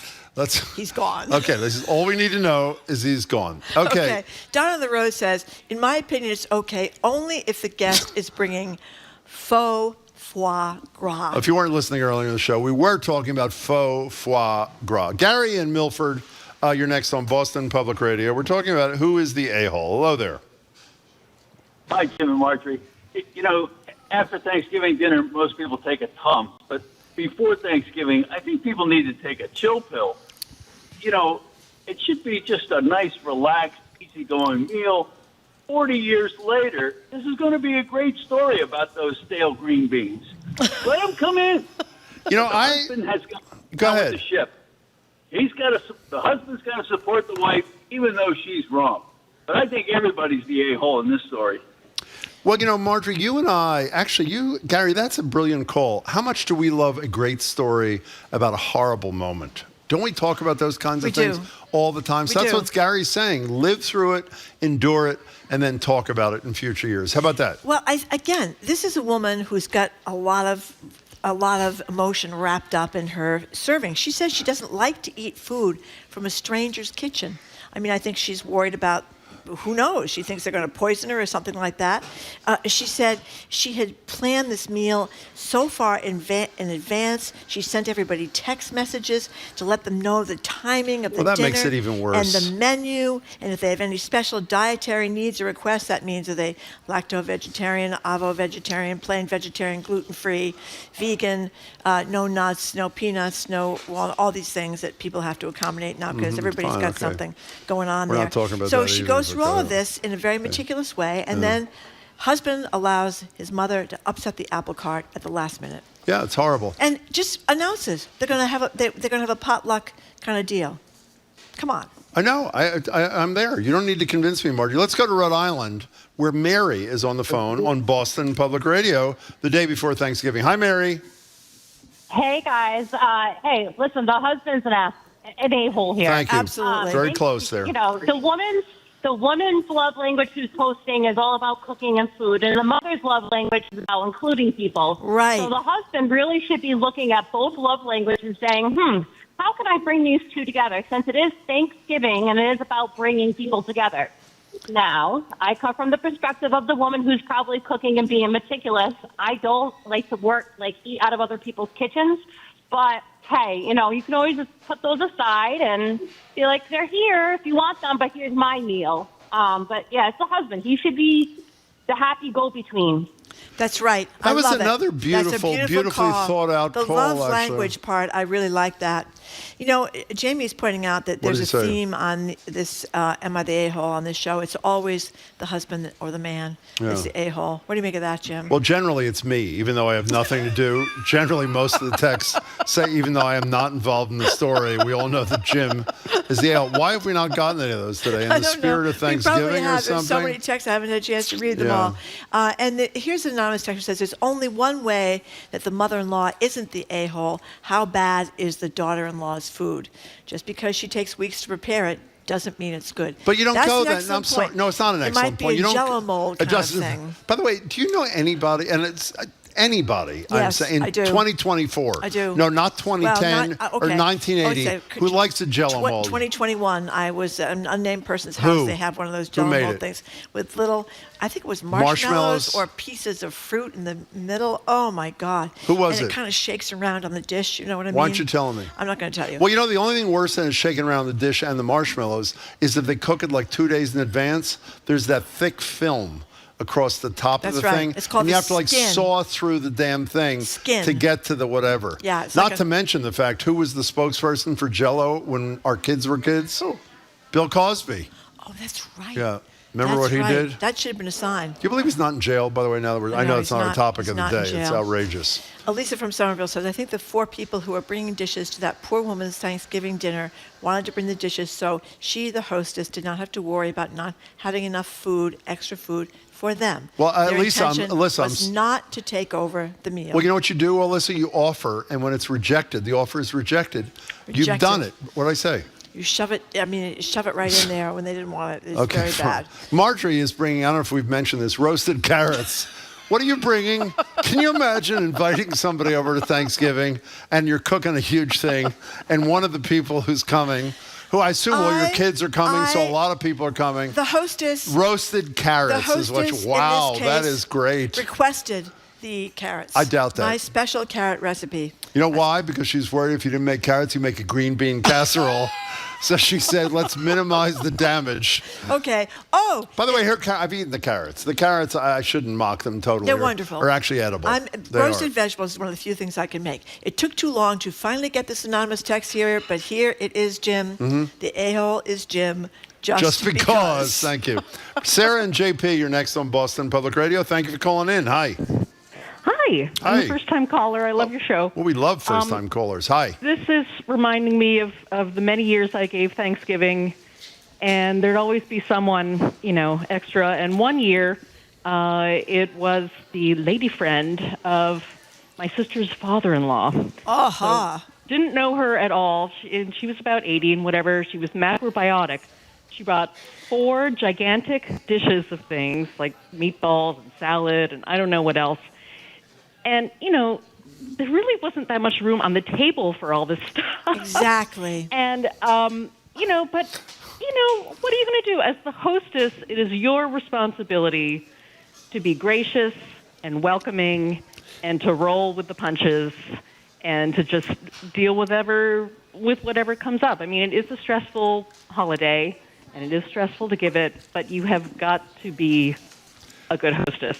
Don't you wish you were Sarah, by the way? All those extra dishes, Sarah, she could have said, fine, I'm glad you brought the extra dishes. You could set them up on a table and eat in the back hall. I think that would have been solved the whole problem. Just put her Sarah- out there. Or maybe out in the backyard with the dog. That was a beautifully delivered message. I'm serious. That was really, That was it was lovely. very nice. These it was people lovely. are much better Americans or human beings than we are. Than Now, one of us Susan is. has not, it points, and this is important to remember. What'd she say? The job of a mother or a mother-in-law is to be silent. Ask the daughter or daughter-in-law if she wants to do anything, and then wait Wants for her your to do instructions. anything, yeah. That's right. And that's a very important point. Mother-in-laws, I'm a mother-in-law. I try to remain silent as much as possible. Do you really? I do. You do? I say nothing unless asked. Okay, fine. Ellen in Westport. Hello, Ellen in Westport. Hi, Ellen. Hi, happy Thanksgiving to you too. And to you too. This is my take on it. Okay, I think that the mother-in-law and her guests and the husband for not supporting his wife after working so hard, doing what she's doing. Yes. But my solution to those people being rude and whatever they're doing, have them be the last guest and they can help clean up. How's that? I like it. That's a good one. I like it. I like Pots, that. pans, dishes, yep, leftover food, yep, they can clean up. Walk the dog. Yeah, I like that. Ellen, that's an excellent. Yeah, walk the dog, Walk whatever the it dog. takes to say goodbye to the Thanksgiving dinner for the day. Ellen, I'm glad you called again. That was an excellent solution. Thank you. You know, Okay. one of our colleagues made a very good point. Do you know that there's I forgot about this. There's a carrot problem in America. E. coli Do you know that? breakout. Seriously. Yeah, a food safety alert. You have to be careful of the carrots you buy, but we have the So name how of them, careful Jim. were you, by the way? I haven't bought them yet. I'm Okay. a little behind. And what in are you my buying and not preparation. buying? I'm buying alerting carrots. the people. I know I'm you're buying buying carrots. later Now, today. what kind of carrots are you not buying? I'm not buying the food alert coli outbreak bacteria. Excuse me, do you have carrots. any non-E. coli carrots that I could buy? Yes, exactly. Listen to this one. This is a good one. Shown Yeah. in the car. I think the wife should have responded. This is the host. Should have responded by saying, "Wow." To the people that were bringing all the extra food, the forest Yeah. people. Sounds like you guys are going to have a really good time at your house. How about that? So, Just Jill, stay home. Jill writes, Marjorie, I'd like to get your recipe for carrots with red onion. I mean, really? Sounds delish. Does. So why don't you give it out on the air? But we're almost out of time. All What right, do you do? It's very easy. Go ahead. Turn on the oven. You cut the carrot, you cut the onion, put some olive oil in there, salt and pepper. You throw them on a roasting pan. Yeah. You put them in the oven at Take 'em 425. out, then you take 'em and out the and you eat red 'em. onions get really crisp, and they taste delicious. And you put some more olive oil, obviously, on the pan. Sure you do. And they're really good. The carrots Okay. get nice and soft, and the And you red cut onions them- get nice. Oh yeah, salt and pepper. Zoe salt and wants pepper. no salt and yeah, pepper. salt and pepper. Absolutely. Okay, what You else have did you to have forget salt. in the recipe? That's it. Very Okay. simple. Okay. Very and how simple. long are they in the oven?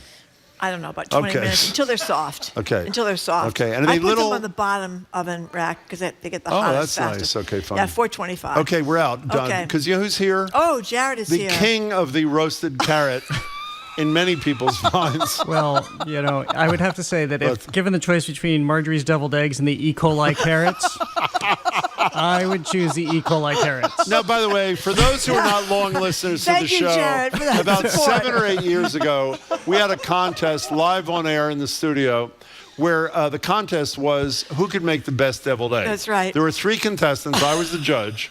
The 3 contestants were Callie Crossley, Jared Bowen, and Marjorie Egan. That's correct. So let's start on the good news. The good news is Callie, who not only made the best devil's egg I've ever had in my life, but has like 12 devil's egg It dishes. was rigged. She cheated. Okay. What? Oh, Excuse me. Oh, I did not know Okay, that. now fine. She won the contest. She Jared, brought in a trailer. Okay, fine. Trailer full of Okay, deviled Jared came in second. Yep. And then the only discussion was Robbed. should Marjorie be allowed to be third or should she not even be allowed to be judged? I thought they were delicious. And by a 2-1 vote, she came in last. But wait a minute. Did she cheat? No, she didn't. Well, she brought in the 13 different the egg trays dishes. that She had she the egg had. I dishes. mean, She we did. all were given the rules, bring in one. By the way, Marjorie, I was feeding my parents' cat the other day, and the food smelled just like your deviled eggs. And I thought, wait a minute, Marjorie just took it right out of the cat food. By the way, tin. her deviled eggs, I can't believe we're getting into this. She cut a hard-boiled egg in half and rubbed mayonnaise on it. And that was her deviled egg. I thought they were very good. They came in a myself. distant third. Yeah. So I don't No even know one's why gonna you're eat here. my but- roasted carrots either Okay, tomorrow. fine. So. What are you doing or something for Thanksgiving? What do you want to say here? About Thanksgiving? Sure, why not? About the show or Thanksgiving? About the show, well, talk about our show first. Okay. Are you What were we discussing? talking- Are you discussing Thanksgiving on the you culture know, show? Will you just take the high road? Yes. Just take the potluck and put it in the rack of the refrigerator and never serve it and message Can I served. tell you, if somebody showed up to Jared's house uninvited, they'd be jailed by the end of the evening. So this laissez-faire thing. What are you doing on your show? This is a pre-Thanksgiving show, by the way. It is a What are you pre-Thanksgiving. doing today, Jared Bowen? Well, Messiah, Handel and Haydn Society's Oh. Messiah, which they've been doing for 170 years, wonderful. is coming up. So we'll get a preview of that because, of course, it happens as part of the holiday season. Julia Swanson of the Art Walk Project talks to us about all the great murals that are in Jamaica Plain and other parts of the city, including right near Symphony Hall. I know you were just talking to Andris Nelsons and Chad Smith. And we'll look at the Thanksgiving play, which is about 4 well-meaning white progressives who try to have a children's Thanksgiving pageant. What could possibly go wrong? and this first major production has an Indigenous person as a director, so we'll get her take on it. Excellent. Happy Thanksgiving, Jared. Same to you. I bet Good to that see gets you. really nasty, doesn't it? It's a comedy. It's a satire. It's very funny. I bet it's very Bye. funny. See you Monday. Bye. Have a great Jared, couple of happy days. Jared Thanksgiving Bowen, to thank you. Okay, we are done for today. We're Thank done. you very much. Thank you for listening to another edition of Boston Public Radio. Thanks to everybody who came down to the Thank Boston you all Public for Library coming. to We see the show. appreciate it. You can keep up with us 24/7 by way of our podcast, or check out our TikTok page. When are we going to do a new TikTok, Jim? Tomorrow. Tomorrow, okay. Okay. We are off tomorrow, so I will not be doing a new We're going to do a TikTok TikTok of Marjorie's roasted carrots. It'll be posted. It's going to be a huge hit, by the way. Huge hit. That's right. Gee, maybe they just try to humor me by even asking me to bring the roasted carrots. They're not Okay. eating them. All right. Tomorrow, special programming for Thanksgiving. We're going to be doing an encore edition. That means a rerun on Friday. And then we spend the day avoiding getting trampled in the Black Friday sales. We'll be back live on Monday, December 2nd with the Ground Truth Project, Charlie Sennett, Amherst College, Elon Stavins, and the Boston Globe's great business columnist, Shirley Leung. Thanks to the crew, Zoe Matthews, Aidan Conley, Nicole Garcia, Hannah Loss, our engineer, John McClaw Parker, our executive producer, Jay Bologna, our staff here at the BPL, Maddie Gaia, Patrick Lally, Juan Jose Cadena. Thanks also to our host of the Newsfeed Cafe. HD1 low